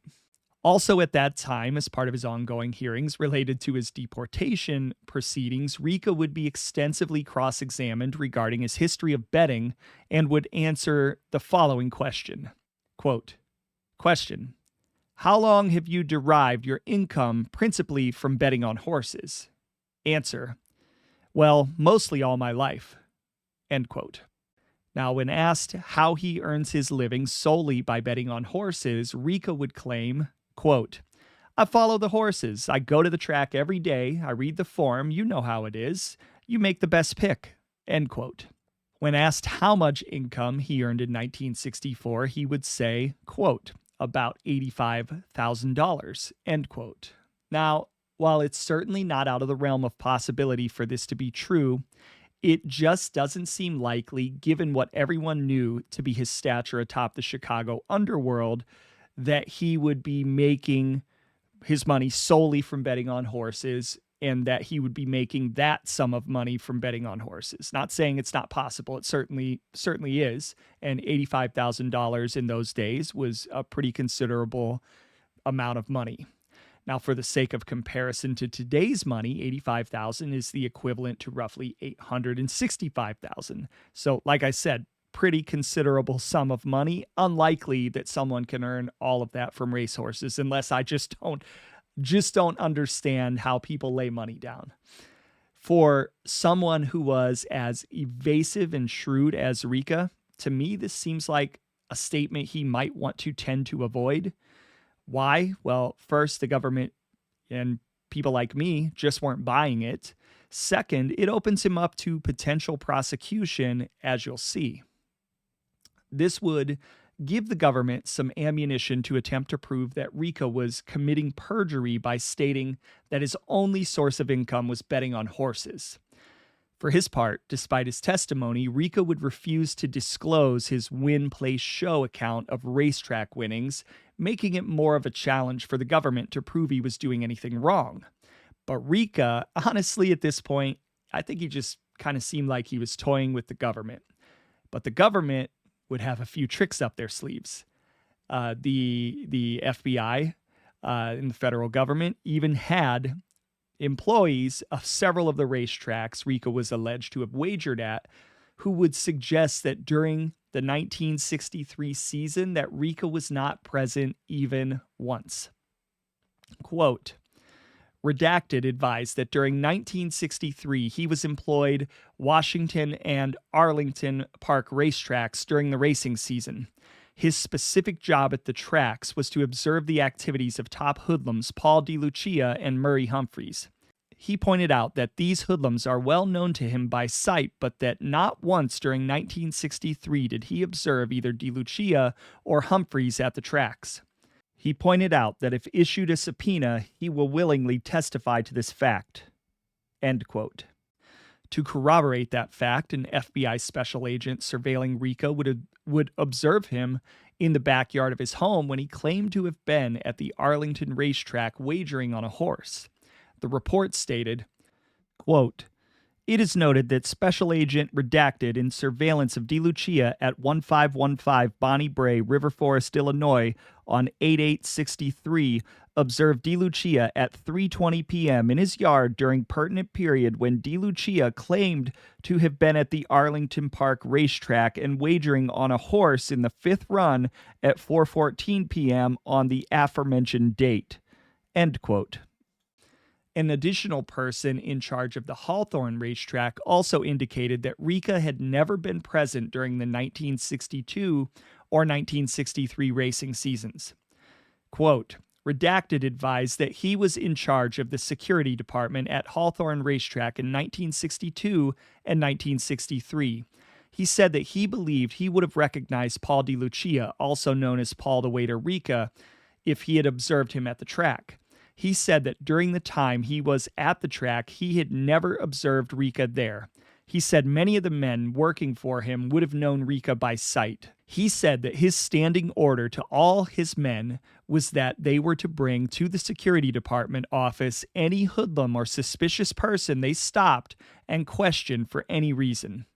He said all persons brought to the office were brought to his personal attention so that he could make sure a photograph was taken and report made. He said after interrogation, the person would be either returned to the grandstands, asked to leave the park, or forcibly ejected if the person refused to leave voluntarily. Redacted said that at no time was Ricca, to his knowledge, observed by him or any of his men on the track. He recalled one instance where they had received a report that Ricca was on the track, but that neither he nor his men were able to find him on the track. End quote. Now, this guy either had balls of steel or was lying and simply hadn't realized the ruse was not working out in Ricca's favor. To add to these reports, there were at least 5 other witnesses who couldn't recall seeing Ricca at any Chicago racetrack between 1957 and 1965. One said the following when asked if he had ever seen Ricca at any Chicago area racetracks. Quote, No, but he, Ricca, was pointed out to me personally in the Loop in 1957 or 1958. I never saw Ricca at any of the tracks. If he, Ricca, had ever been there, I would have seen him. End quote. I know you didn't have to be in person to make a wager, even in those days. You could call it in. They used the racing wires. That being said, admitting that your only source of income is gambling and betting on horses opens you up to other questions around how you can afford to live such an extravagant lifestyle without any other visible source of significant income. And again, the question of making today's equivalent of $800,000 solely on betting on horses, again, it seems pretty far-fetched. And so on April 29th, 1966, Ricca would be arrested and indicted for allegedly lying under oath in his testimony to the Immigration Board regarding claims that he had the, quote, magic touch at the racetrack, which enabled him to win $91,000 in 1959 and 62, $80,000 in 1963, and $85,000 in 1964, which would come out to a total of $3.3 million in today's money. Add this on top of some of his real estate sales and some of the other money that he was probably getting through illicit means. He's just a multi-millionaire many, many times over. But again, I think these are some pretty questionable lies that kind of tend to catch up with him. As expected, though, Ricca would plead innocent. And in May of the following year, which would be 1967, a judge would declare a mistrial on the grounds that recent news accounts about Ricca created an atmosphere of prejudice for the trial. Judge William J. Lynch would say that recent stories in the Chicago Tribune, quote, provided an impossible situation for a fair trial, end quote. A new perjury trial would be set for November of 1967, but it wouldn't matter. The outfit and Ricca were just too strong at this point, or too feared, and the jury would acquit Ricca of the perjury charge. Ricca and several others would be immediately subpoenaed after the acquittal to ensure that his cronies, many of whom were seated right in the gallery, did not impact the outcome of the trial. For his part, Ricca would refuse to testify in front of a federal grand jury invoking the Fifth Amendment. And by this point, the feds were really grasping at straws, and their best shot was deportation, which we know failed miserably, though it took about 10 plus years, 14, 15 years, whatever it is, worth of appeals and caginess on Ricca's part to win that. They being the federal government, were stuck with Ricca, and he was still very much at the top of the Chicago underworld in that semi-retired but not really retired state, pulling the strings. Now, going back from a timeline standpoint, a 1962 FBI report would detail to some degree just how much Ricca loved the action, even at an advancing age, and would also show Ricca's friendship with Accardo. The report would detail a conversation between Tony Accardo and another man named Jimmy Solano and our subject, Paul Ricca. Quote, Accardo, get the cards out. I'll play you a couple hands. Paul Ricca, got your money out? Solano, I don't need to, Paul. I don't need it. Accardo, a guy retired like you, Paul. Nobody should have a chance with you at cards. You should know every one of them. Later, Paul Ricca made phone call to one Louis, told him he would take a cab and meet him in 10 minutes. Then Ricca spoke to Accardo as follows. Ricca, listen, where are you supposed to meet this afternoon? Accardo, Pete's. Pete Fish's. Ricca, I'll see you there. Solano, all right, Paul. That Paul can't stand still. Accardo, yeah, he's just going through the motions. End quote. Ricca at this time was certainly aging, but still riding high and carrying a significant amount of authority and responsibility in the Chicago underworld. And not only was he a gangster to the core, but what his colleagues may have been referencing is what he very well may have been, and that's a workaholic. We all know the type. We've probably all worked with the type, and I felt like this exchange both showed the friendship and respect between Ricca and Accardo and some of the playfulness, but it also showed that Paul, he was all about the gangster life, and he was about it 24/7. At least that's the impression that you get. Now, again, let's continue to rewind and go back to the early 60s. And in fact, let's go to 1963 and just pick back up on the Giancana situation. Things were not going well, and if reports can be believed, were about to break out into the open rebellion that I had touched on just a little bit earlier. Quote, CGT-8 advised in August 1963 that there is a general feeling of apprehension prevailing in the Chicago organization, which is controlled by Sam Giancana. This source stated that he had learned that Giancana is giving no direction to his underlings, and as a result, the general situation is in a state of chaos. Adding to this general state of confusion, Giancana has absented himself from the area many times without indicating his destination, duration of his trips, or tentative return. According to CGT 8, his recent travels have perhaps been motivated by fear that the FBI would reinstitute surveillances upon his daily activities and would obstruct his ability to conduct daily business in an unhampered manner. CGT 5 advised in August 1963 that he was aware of a move on the part of certain minor hoodlums in the Chicago area to attempt to oust Giancana as head of the Chicago organization because of recent disclosures concerning his activities. This source advised that his information is such that this group would then have Jack Cerrone, a longtime associate and lieutenant of Anthony Joseph Accardo, take over as the leading figure in the Chicago organization. It was indicated that Cerrone had Accardo's blessings in this move. CGT 5 further stated that such persons as Fiore Fifi Buccieri, Joseph Galliano, and William Massino would back such a change.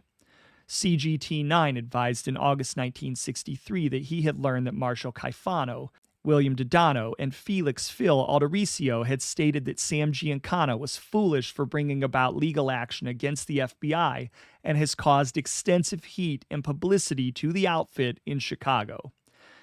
It is pointed out that close attention has been given to this situation, and there has been no indication since August 1963 of any attempt to oust or replace Giancana. Samuel Giancana reportedly contemplates extensive future travel, possibly abroad, and if such is the case, authority probably would be delegated as overseer of the Chicago organization to another Chicago hoodlum. If such information is furnished by the above sources has merit, the logical time for a move to replace Giancana would be at the time of his departure. CGT 10 said that Anthony Joseph Accardo and Paul Ricca di Lucia reportedly within the recent past have assumed a more active interest in the operations of the Chicago criminal element as a result of the seeming unrest and recent happenings. It was the opinion of this source that Accardo and Ricca are attempting to keep the organization from breaking into several factions, which would make the entire organization extremely vulnerable to investigations. On July 29, 1963, a meeting was held at Staley's Restaurant in downtown Chicago in which some of the top members of the Chicago criminal element were present. The gathering of these persons in subsequent meeting was observed by agents of the FBI. This meeting was notable in that Giancana was not among those present. The individuals present at this meeting were Murray Humphreys, Anthony Accardo, Paul Ricca, Frank Ferraro, Gus Alex, Ralph Pierce, Jack Cerrone, Hy Godfried, Joseph Glimko, Fred Jukebox Smith, and attorneys Eugene Bernstein and Mike Brodkin. The full purpose of this meeting has never been determined. However, this is some indication that Giancana's situation was one of the prime topics of discussion. It should be noted and has previously been reported that Humphreys, Accardo, Ricca, Ferraro, Alex, and Pierce have comprised the governing board of the Chicago criminal element. End quote. Okay, so the situation with Giancana was not just simmering, but slowly beginning to reach a boil with his Confederates in the outfit, and thus Ricca and Accardo were dealing with and mediating the potential fallout. Fast forward to early 1964, and another report would come out in the Chicago Tribune, of all places, detailing a major meeting that previous December that detailed the ouster of Ricca and Accardo's lightning rod, Sam Giancana, as the front boss of the outfit. Perhaps this was the same meeting as above or a different one, as some of the players were just a little bit different, so I tend to lean towards probably they had multiple meetings with different stakeholders. Where and how the paper got the inside scoop, one can only speculate, but it just goes to show that there were many informants, even then, spilling their guts to law enforcement, who were then leaking the information to the media, that being law enforcement. If I had to guess, I'd say this came from the FBI, along with Giancana's close confidant and driver, Butch Blasi, who's theorized to be a confidential informant for quite some time. Could be others, but that would be the one that would maybe be closest to the situation to hear the word on the street, and that would be in Giancana's camp. While he wasn't present, I'm sure word probably trickled back to him and would have allowed him to speculate to the agents, who would then feed it to the paper. And while it's hard to believe reports that come from these types of sources, I do think history will show us that this report would probably tend to be accurate. I found it personally to be incredibly compelling, so I decided to include it in its entirety, as it gives listeners a good view into the inner workings of the outfit at that time. And again, it's just a supplement to that previous report. So, quote, "Inside story of meeting to fire Giancana. Accardo, Ricca there, so are his ex-pals. This is the inside story of a meeting of top crime syndicate hoodlums. The time is the second week in December. The place is a West suburban restaurant. Present at the meeting are Anthony Accardo and Paul, the waiter Ricca, both hardcore mafia men with ties going back to the old Capone mob. Voices of authority. When these two speak to 6 other hoodlums present, they speak with authority. The subject of discussion is Sam Momo Giancana, reputed operations boss of the West Side Crime Syndicate, and with some measure of authority over other elements of the Chicago mob. Giancana's future as a man of power is on the agenda. The others present are Sam Teets Battaglia, William Willie Potatoes Dodano, Felix Milwaukee Phil Aldericio, Rudolph Rudy Freda, his brother Frank One Ear Freda, and Albert Obi Rabata. Many are related. Battaglia, Dodano, Aldericio, and Frabata are among the original group of young bloods who hacked their way to power in the crime syndicate in the early 1950s, putting Giancana on the underworld throne. Now they are discussing with the old hands, Accardo and Ricca, the fate of their hoodlum comrade. The Fredas are present because they are now members of the Young Bloods element too. They are also related by marriage and blood ties to some of the others present. In a sense, the meeting repeats sessions which must have been held 12 or 13 years earlier, when Giancana and his colleagues set their caps for the top and a series of murders occurred in 1954 and 1955. See New Power Fight. What happened at the meeting has been pieced together from underworld informants and law enforcement investigators. If the decisions made that night and the subsequent meetings hold true, another in a series of mob power struggles is forthcoming. Giancana's behavior as a playboy paying court to a nightclub singer, his legal quarrels with the Federal Bureau of Investigation, and his temper have brought far too much publicity to a mob which now prefers to function behind the facade of legitimate business. A decision is made. Giancana will be demoted. But first, the elder statesmen, Accardo and Ricca, must carry the word to the ruling council of the National Brotherhood of Crime. How Giancana is to be removed is something to be decided later. His pals, who helped him chop his way to power, are now on the other side, investigators say. Brothers of Lou Farrell. Among the group of young bloods, although none are so young anymore, there are close relationships. Dodano's son, William Jr., is married to Rudy Frada's eldest daughter, Bianca. Frada's youngest brother, William, is married to Angie Frobiana, Albert Frabata's sister. Aldericio and the Fradas are cousins. The Fradas have blood ties in the mob that cross state lines. A third brother, Louis Cockeyed Frada, known also as Lou Farrell, is a rackets boss in Iowa with headquarters in Des Moines. In a sense, this is underworld history repeating itself. When Giancana began his climb to power, it was with the close aid of Battaglia, Marshal Caifano, Jackie the Lackey Cerrone, and a few others. Two men working for Caifano at the time, Aldericio and Frabata, were what police identified at the time as pooches.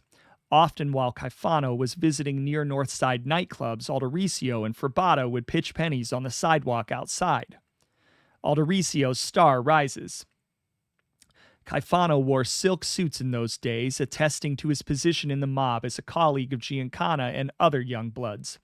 Aldericio and Ferbata wore black leather jackets and unpressed slacks. But then investigators noted a change in both mode of dress and associations on the part of Aldericio. First, he bought some suits. Then he was observed paying court to Accardo at the mob boss's River Forest home. These signs attested to Aldericio's rise in the mob and marked him as a man to be watched. It is no surprise to investigators that Aldericio today is the syndicate's spearhead into all types of endeavor, including the invasion by force and intimidation into legitimate businesses. For him and the other young bloods to be part of a plot to oust Giancana is to be expected, investigators say. And if the plot has the backing of such powers as Accardo and Ricca and the implied blessing of the Supreme Council, then Giancana is on his way out. End quote. I think history will tell us that this report was more likely than not accurate. Giancana had indeed worn out his welcome. Now, in many other situations across time in the Mafia, in addition to taking out Giancana, the young bloods may have also been looking to unseat the old guard, Accardo and Ricca. We saw it with Luciano, Maranzano, and Mazzaria. We saw it with the Gallo Wars. We saw it with Philadelphia several times over. And so what makes Accardo and Ricca special is their ability to recognize the situation, and rather than double down and dig in their heels, they allowed the younger guys to voice their opinion, and they took action by removing Giancana and potentially admitting that they had put the wrong guy in charge, which then allowed them to promote other worthy successors. Now, I think that this shows some humility on their parts, and it likely prevented some sort of insurgents and kept their reputations intact. That's why I think most people think of them as infallible legends in the mob genre to this day. They simply had to remove their hand-picked protege in order to make it happen, though, which, if you ask me, is ruthless, right? I think it was Tony Salerno that said, we make him and we kill him, right? And I think this is the situation there. You put him there, you take him out, you made him who he was, and you kill him.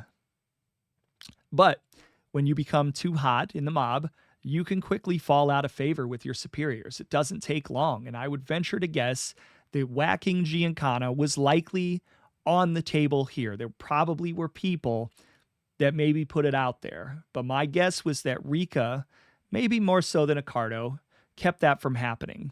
And when you read the next FBI report, you'll kind of understand what I'm saying. But it wouldn't happen right away, as Giancana would find himself in jail in the mid-1960s doing a short bit for contempt of court. Reports of another high-level outfit meeting would emerge in June of 1965 between Paul Ricca, Gus Alex, Jackie Cerrone, and Ralph Pierce, in which the subject of Ricca and Accardo's role while Giancana did his time along with Giancana's future was discussed.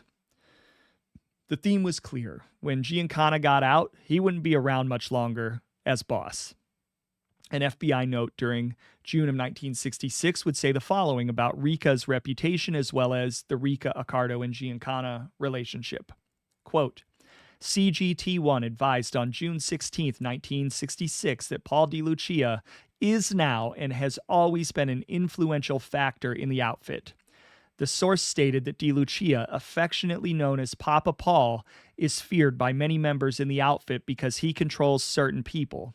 Ricca is oftentimes contacted by persons in the outfit when they are in trouble in an attempt to have him intercede on their behalf. It is the source's opinion that Sam Giancana may be the boss who is known to the public, but he is little more than a first-class messenger for Paul DiLucia and Anthony Accardo. End quote. Now that's pretty telling of the relationship dynamics and of the foresight to put Giancana out front, however devious it is to have done that to the man who was at one time Ricca's protege. So it's clear, Giancana was truly out, put on the bench, shelved.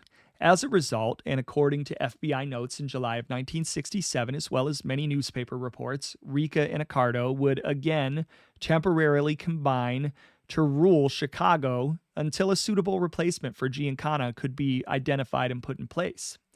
Now, for his part, Giancana, who was just out of jail in the mid-1960s, wasn't whacked yet, but he was exiled to Mexico for at least a year or two, according to the reports.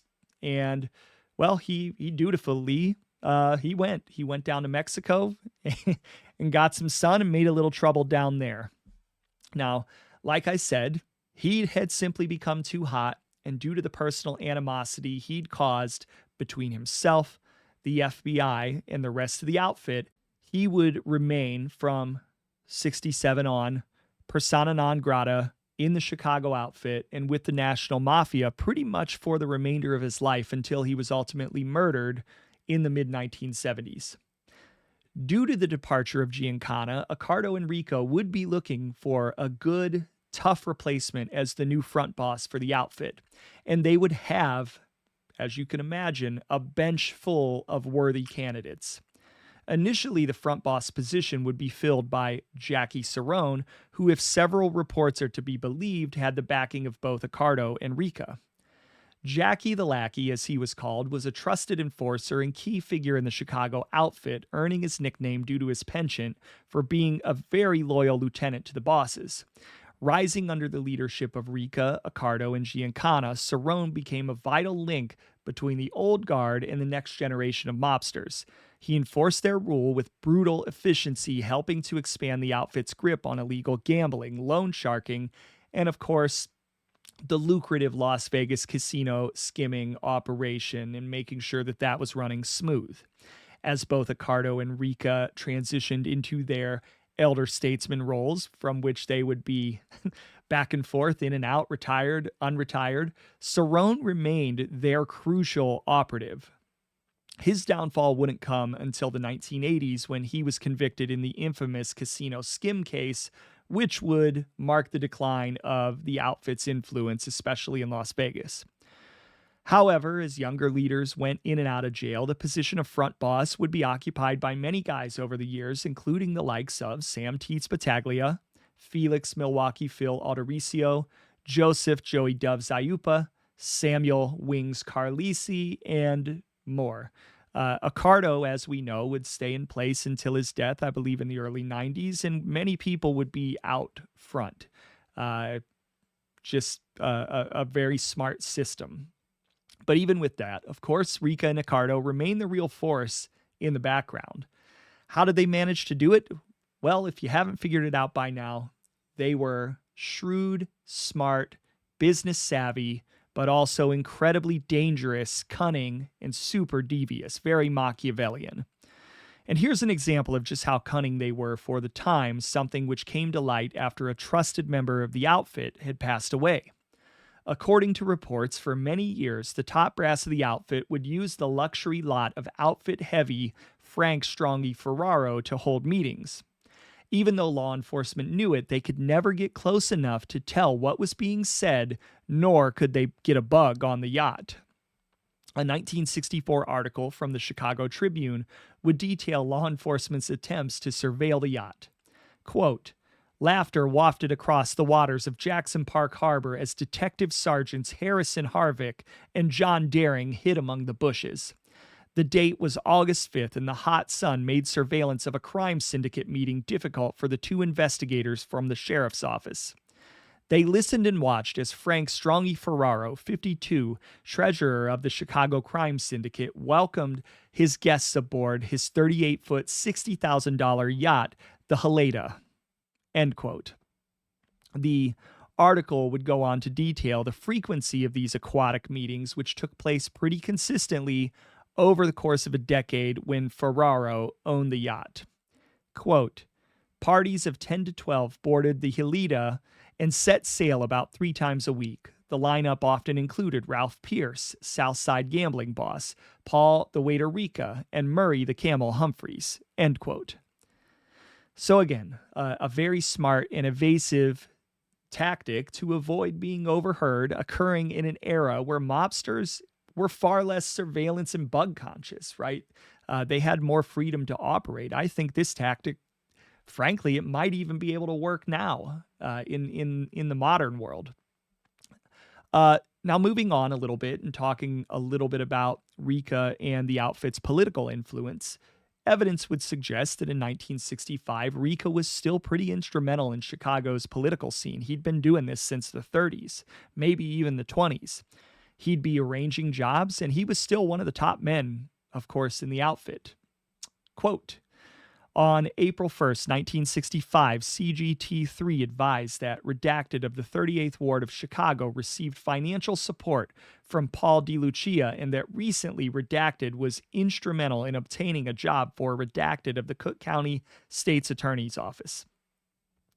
On April 26th and April 29th, CGT-4 advised it is the source's opinion that the old man, Paul Ricca, is still one of the top men in the Chicago crime syndicate. The source stated that meetings are held at the home of Mr. DeLucia on Sunday afternoons, and the following individuals may be found in attendance: Sam Tietz Battaglia, Samuel M. Giancana, Anthony Accardo, Redacted, who I can only assume to be an informant, Mr. DeLucia. End quote.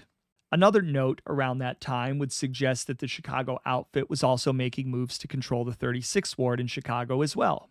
Quote, on March 24th and April 13th, 1965, CGT-6 advised that there are 3 Italian Americans who are currently either candidates for public office or who have just been appointed to public office.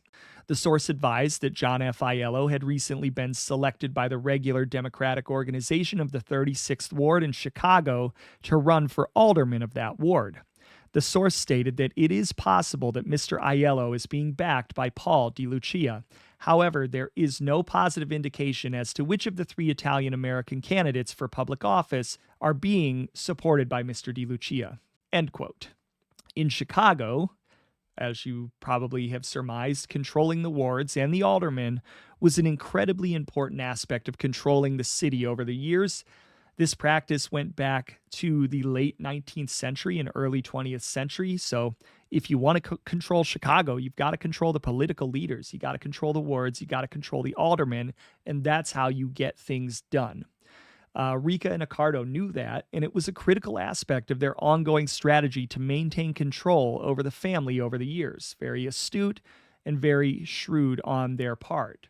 As you can see, both Ricca and Accardo functioned a little bit like Frank Costello of New York, but unlike Costello, they were not afraid to be as brutal as necessary when necessary, which would actually kind of make them more akin to Costello's nemesis, Vito Genovese. They were truly the best aspects of both of those men, in my opinion, and that's what makes them legends in the underworld. Now, besides Accardo and those mentioned above, I'd be remiss if I didn't mention some of Ricca's other close associates within the outfit, many of whom he schooled personally and brought along. Super influential. FBI reports from the early 70s related to Ricca would lay some pretty famous names of some pretty famous wise guys, some of whom I've already mentioned. Let me just go down the roll.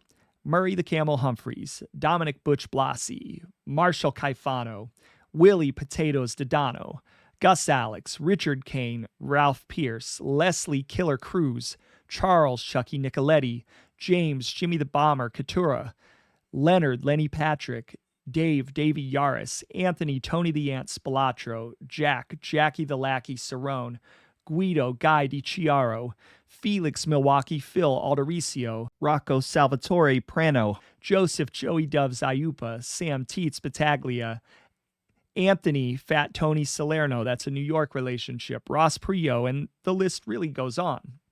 And at some point in the mid to late 1960s, Ricca would begin to do something odd, really odd, actually. As you can imagine, Ricca was watched constantly by the feds. There's a lot of heat around him, even though he was semi-retired. And in a scene right out of a movie, he decided to use some creativity and moxie when it came to avoiding law enforcement scrutiny. What would he be doing, you ask? Well, honestly, he'd just go sit at airports for extended periods of time. You heard that right. He'd just go there. He'd go to Chicago O'Hare and mill around several days a week, multiple hours a day. Why? Honestly, I can't answer that for you, save for suggesting that it may have been some evasive way to attempt to get law enforcement off the track, off his trail. Or he may have just been a little senile and getting up in age at that point. It's hard to tell. An FBI report would lay out Ricca's regular visits to Chicago O'Hare Airport for reasons unknown. Quote, "These days he spends a lot of time in the waiting room of the international terminal at O'Hare International Airport. No one except Ricca and perhaps the FBI knows what it is he's waiting for. But the rotund retired czar of the Chicago underworld is there several days a week, an hour or two a day. Yesterday, he sat patiently with his back to the Alitalia Airlines ticket counter, smoking cigarettes in a long black holder. Perhaps he was just listening for the occasional burst of his native Italian language between passengers and ticket agents. He certainly was not going anywhere." End quote. Honestly, there would be whole newspaper articles about this odd thing and everything. It was well known at a certain point that he did this, and honestly, it reminded me when I was doing the research a little bit of Vincent the Chin Gigante of New York. And one has to ask, was this just a bit of gamesmanship, or was he really senile? Could this have just been a taste of trying to get a taste of his native land, or just another ploy to avoid law enforcement scrutiny? Who really knows? Perhaps he was being crafty. Perhaps he was homesick, though I doubt it. Or perhaps he was, in fact, a little senile at this point. In any event, kind of an interesting angle to bring in as you get into the latter part of the 1960s. In another interesting twist, even in their high positions in the 1960s, both Accardo and Ricca were documented as still providing juice loans to certain people, with one person owing the pair at least $50,000 on a $200,000 loan. I'd have expected that someone in the boss's chair at that point to be very far away from that type of more tactical day-to-day action, but it turns out that they weren't. They were still working the street rackets themselves and getting their hands a little dirty, so to speak, and it honestly surprised me a bit, but it just goes to show how hardcore and committed to the life that these guys were. They would loan money to the top-level juice guys within the families, such as Mad Sam DiStefano and Joseph Galliano, at 6 to 7% interest per week, which their guys would put out on the street at about 10% a week. That's astronomical, by the way. From there, the lower level hoods would then put the money out to customers at up to 50% per week. It's really crazy if you think about it, but obviously there were enough people borrowing money despite the perils that it was very lucrative for the outfit, and Ricca and Accardo didn't just collect the money, they were still active at this point. Although Ricca's role as the 1960s wore on would tend to dwindle, both he and Accardo still held on to the power and held on to respect within the family, even into the 1970s, and in Accardo's case, into the 1980s, right up until his death in 1992. By this point, both Ricca and Accardo were considered to be elder statesmen. They had long been elder statesmen, but both were still thought of very highly and very much in control of the activities of the Chicago outfit, despite their advancing age. A few notes from 1966 reports would indicate that Ricca and Accardo still had pieces of many local area businesses. Again, these guys love the action. Quote, Chicago T2 advised on January 31st, 1966 that redacted Chicago has been purchasing tools from the Ram Tool Company located at approximately 2110 Walton Street, Chicago. According to this source, the Ram Tool Company is run by one John Catrone, age about 40, who is fronting for Paul Ricca.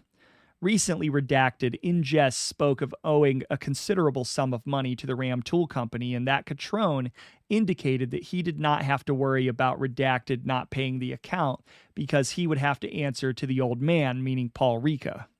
On February 18, 1966, Chicago T3 advised that the Harlem Irving Plaza Shopping Center is owned by Tony Accardo and Paul Ricca.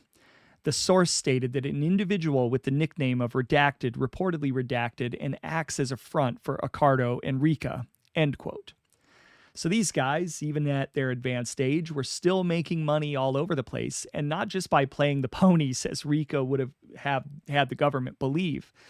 And the government knew it, but they couldn't prove it in a court of law, so it seems. They still had major respect, that being Accardo and Ricca, and their stories are definitely intertwined.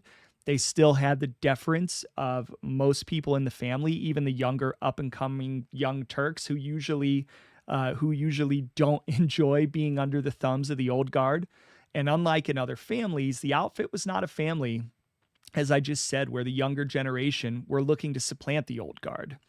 This is likely due to the solid leadership, the solid mentorship, the solid influence of guys like Ricca and Accardo, and the lieutenants that they kept around him who were all towing the same company line, and the respect that the two top men carried in the streets. They were tremendously respected. Reports in 1968 would suggest that because of the fact that nobody really wanted the top job in the family for too long, that the outfit decided to form a council of sorts to run the family. This council was reputed to have included both Ricca and Accardo, along with Ralph Pierce, Frank Laporte, Gus Alex, Jackie Cerrone, Fiore Fifi Buccieri, and Edward Eddie Vogel. Now, I'm sure there would have maybe been others on the list if, in fact, this council truly existed, but that list by itself is a list of super heavy hitters for sure. But again, everyone knew the two first among equals were Ricca and Accardo. Their word would continue to remain law. Getting into the late 60s, there were FBI reports to the effect that when someone was a close friend of Paul Ricca, in some instances, this meant that their businesses would be protected from full-on takeovers by other Chicago outfit hoods, another ultimate sign of respect.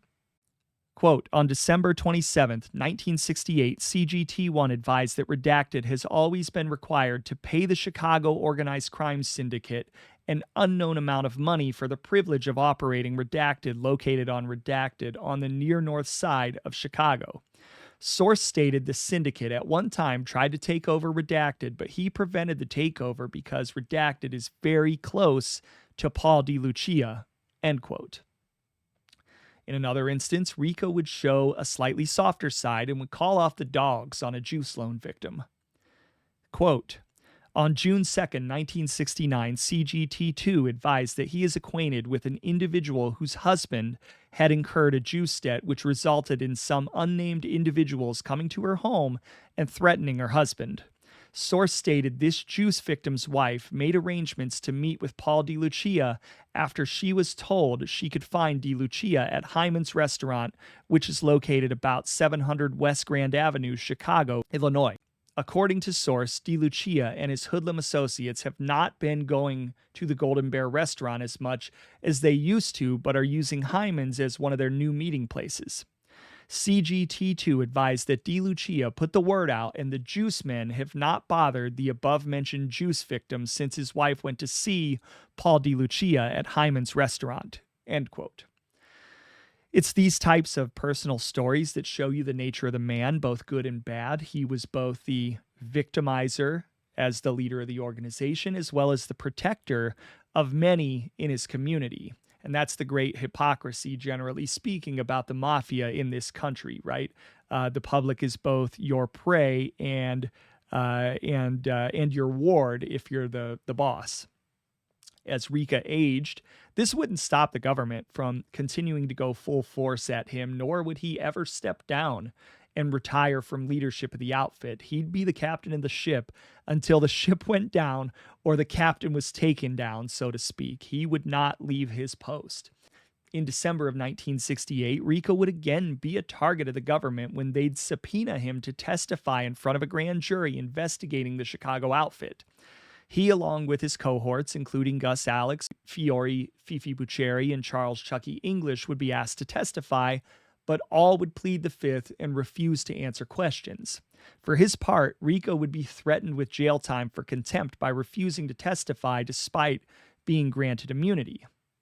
Then in April of 1969, Ricca and his outfit cohorts, Accardo and Cerrone, who Jackie Cerrone at this time had actually just recently been arrested right in Paul Ricca's driveway, would be subpoenaed again, this time to testify in another federal grand jury about mafia activities all the way down in Miami, Florida. It's also around this time that the leadership of the outfit would be under investigation for a range of offenses, including tax violations, as well as violations of statutes related to stock market manipulation. Now, none of this legal posturing would amount to much in Ricca's case. What I do find interesting first is that most of these grand jury subpoenas went nowhere in terms of taking down the outfit's top brass, nor did the FBI seem to have a good handle on the outfit's cash cow, which at that time was the Vegas Skim. And of course, we know that the Las Vegas Skim, which is an entire multi-part episode series in itself, was the bread and butter for Ricca, Accardo, Iupa, Spilatro, and others, as well as other families across the country, most especially those in Kansas City and Milwaukee.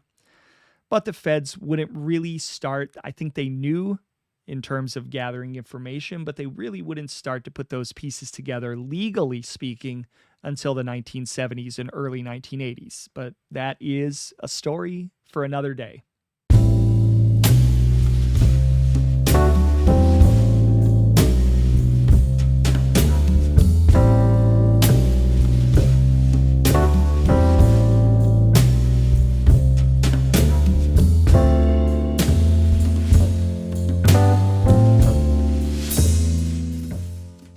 Through the end of his life, Ricca would lead the Chicago outfit and be one of the most preeminent leaders of the Mafia nationally, according to the Attorney General at the time, John N. Mitchell. As late in his life as June 30th, 1972, FBI field reports would indicate that highly placed informants would say the following about Ricca. Quote, CGT1 advised Chicago outfit is still being run by Tony Accardo and Paul Ricca. He stated Accardo and Ricca redacted. Accardo recently returned to Chicago from Palm Springs, California, where he spent the winter. End quote. An excellent example of this would come from an FBI report dated August 9th, 1972, which shows Ricca exercising control and emphasizing that you don't just leave the life in those days. Quote, on August 9th, 1972, informant advised that he has frequently had conversation with Gus Alex, and recently Alex indicated he still would like to leave Chicago, pull out of the organization, and stay in Florida. He stated that Alex never carries on any conversation in informants redacted. Apparently, Alex was told that he had to stay with the outfit in Chicago by Ricca. It was the informant's opinion that Alex's value to the outfit concerns his brains, and that fact that he does have contacts in the Loop area. Alex has said he wants nothing to do with gambling, and that apparently is so because Ralph Pierce, who has the South Side, also takes the gambling problems of the Loop and near North Side area. The outfit's need for Alex is apparent in that he has got control of the Greek Mafia, end quote. So again, that just emphasizes, number one, Ricca's in control and can tell people what to do. He can tell people you don't leave except in a box, right? This is the life you chose. Now, Ricca, who is by this point in his life a multimillionaire many times over, would spend the last years of his life living relatively quietly in what newspapers described as a fortress-like home at 1515 North Bonnie Brae in River Forest, Illinois, the same suburb as Accardo.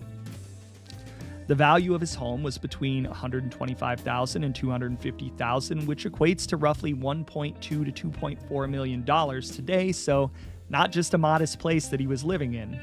Lived a modest life, but not in a modest place. The house would have 3 floors, with the first floor being used as servants' quarters, with the second and third floors containing a total of 17 rooms, 4 total garages. The house was equipped with 12-inch thick reinforced concrete walls and reinforced floors, 2 above-grade apartments, glass front doors leading to a marble vestibule, large bathrooms with imported marble bathtubs, and even an elevator. So despite being low-key and dressing low-key, his house was not at all low-key, very not low-key.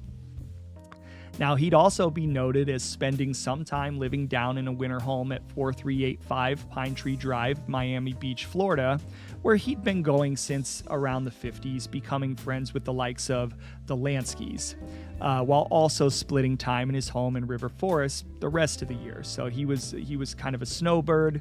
You know, when it would get cold, he would go down to Florida to spend a little time and then back in Chicago for the rest of the year. I also have not mentioned that Ricca owned, in addition to that ridiculous house that I just described, a 10-room house and country home on an 1,100-acre farm valued at $130,000 at the time, which Ricca had purchased in 1942 in Kendall County, Illinois, while he was in prison. We know that he sold that property for a pretty penny. He was also alleged to have owned an 800-acre farm near Fowler, Indiana, and an 80-acre estate near Berrien, Michigan. That's neither here nor there, just showing how he spent his extravagant wealth by this time. He did not penny pinch, he spent his money. However, just like everybody else, as you got into the early 1970s, Ricca's health would begin to fail him. In April of 1970, Ricca was forced to testify in a wheelchair for over an hour at the trial of his friend and protege, Jackie Cerrone. He'd recently broken his hip and was recovering, but as usual, stuck to the code of omerta and didn't say much. He would testify in a tan robe over blue pajamas. Reports would suggest that Ricca was still very feisty to the very end. Quote, "The white-haired Ricca, wearing eyeglasses and hunched over in his wheelchair, was as testy as ever as he snapped back answers at government prosecutors. The 72-year-old hoodlum talked reluctantly and invoked the Fifth Amendment after giving his name and address, 1515 Bonnie Brae River Forest." End quote. Though he would wield immense power in the underworld until the end of his life, at a certain point, just like anyone else, Ricca's health would deteriorate and he would pass away.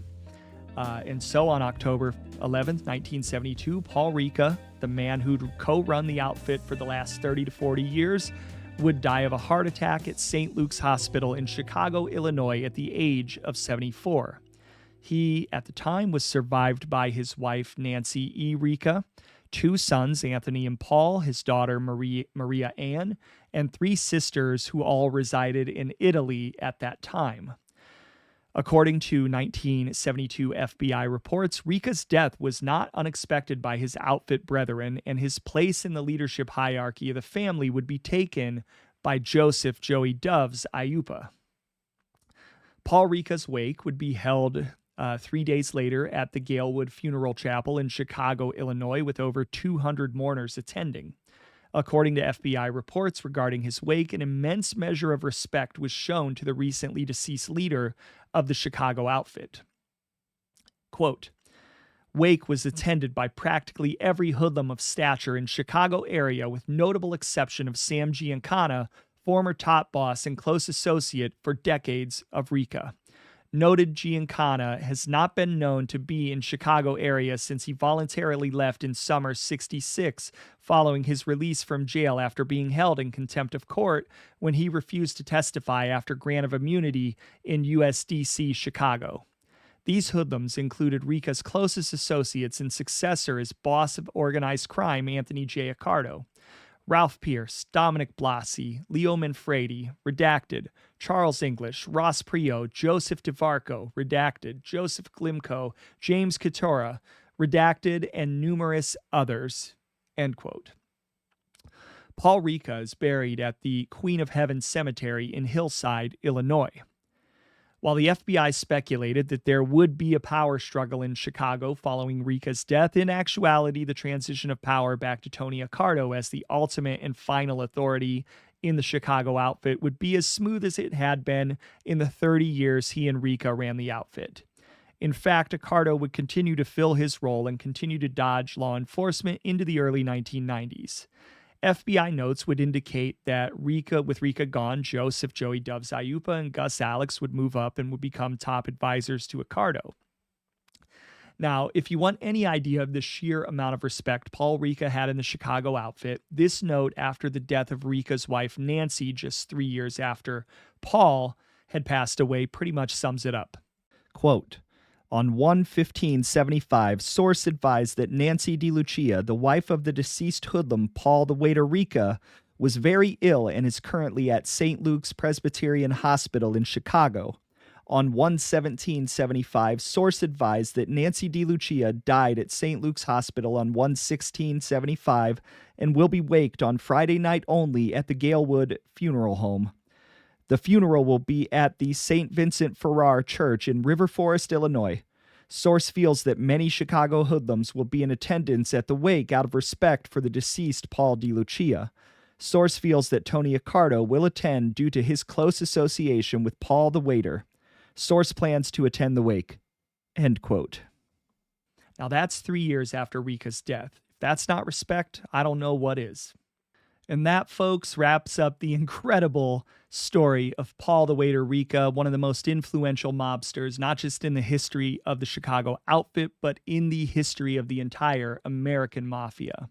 If there were a Mount Rushmore of mobsters, Ricca would be front and center on the Chicago version, and he just might edge his way onto the national one too. In my book, he's a lock for top 10 Italian mobsters of all time. But what do you think? This was a beast of an episode, and when I put it all together, it's probably 3 to 4 hours of content on Ricca.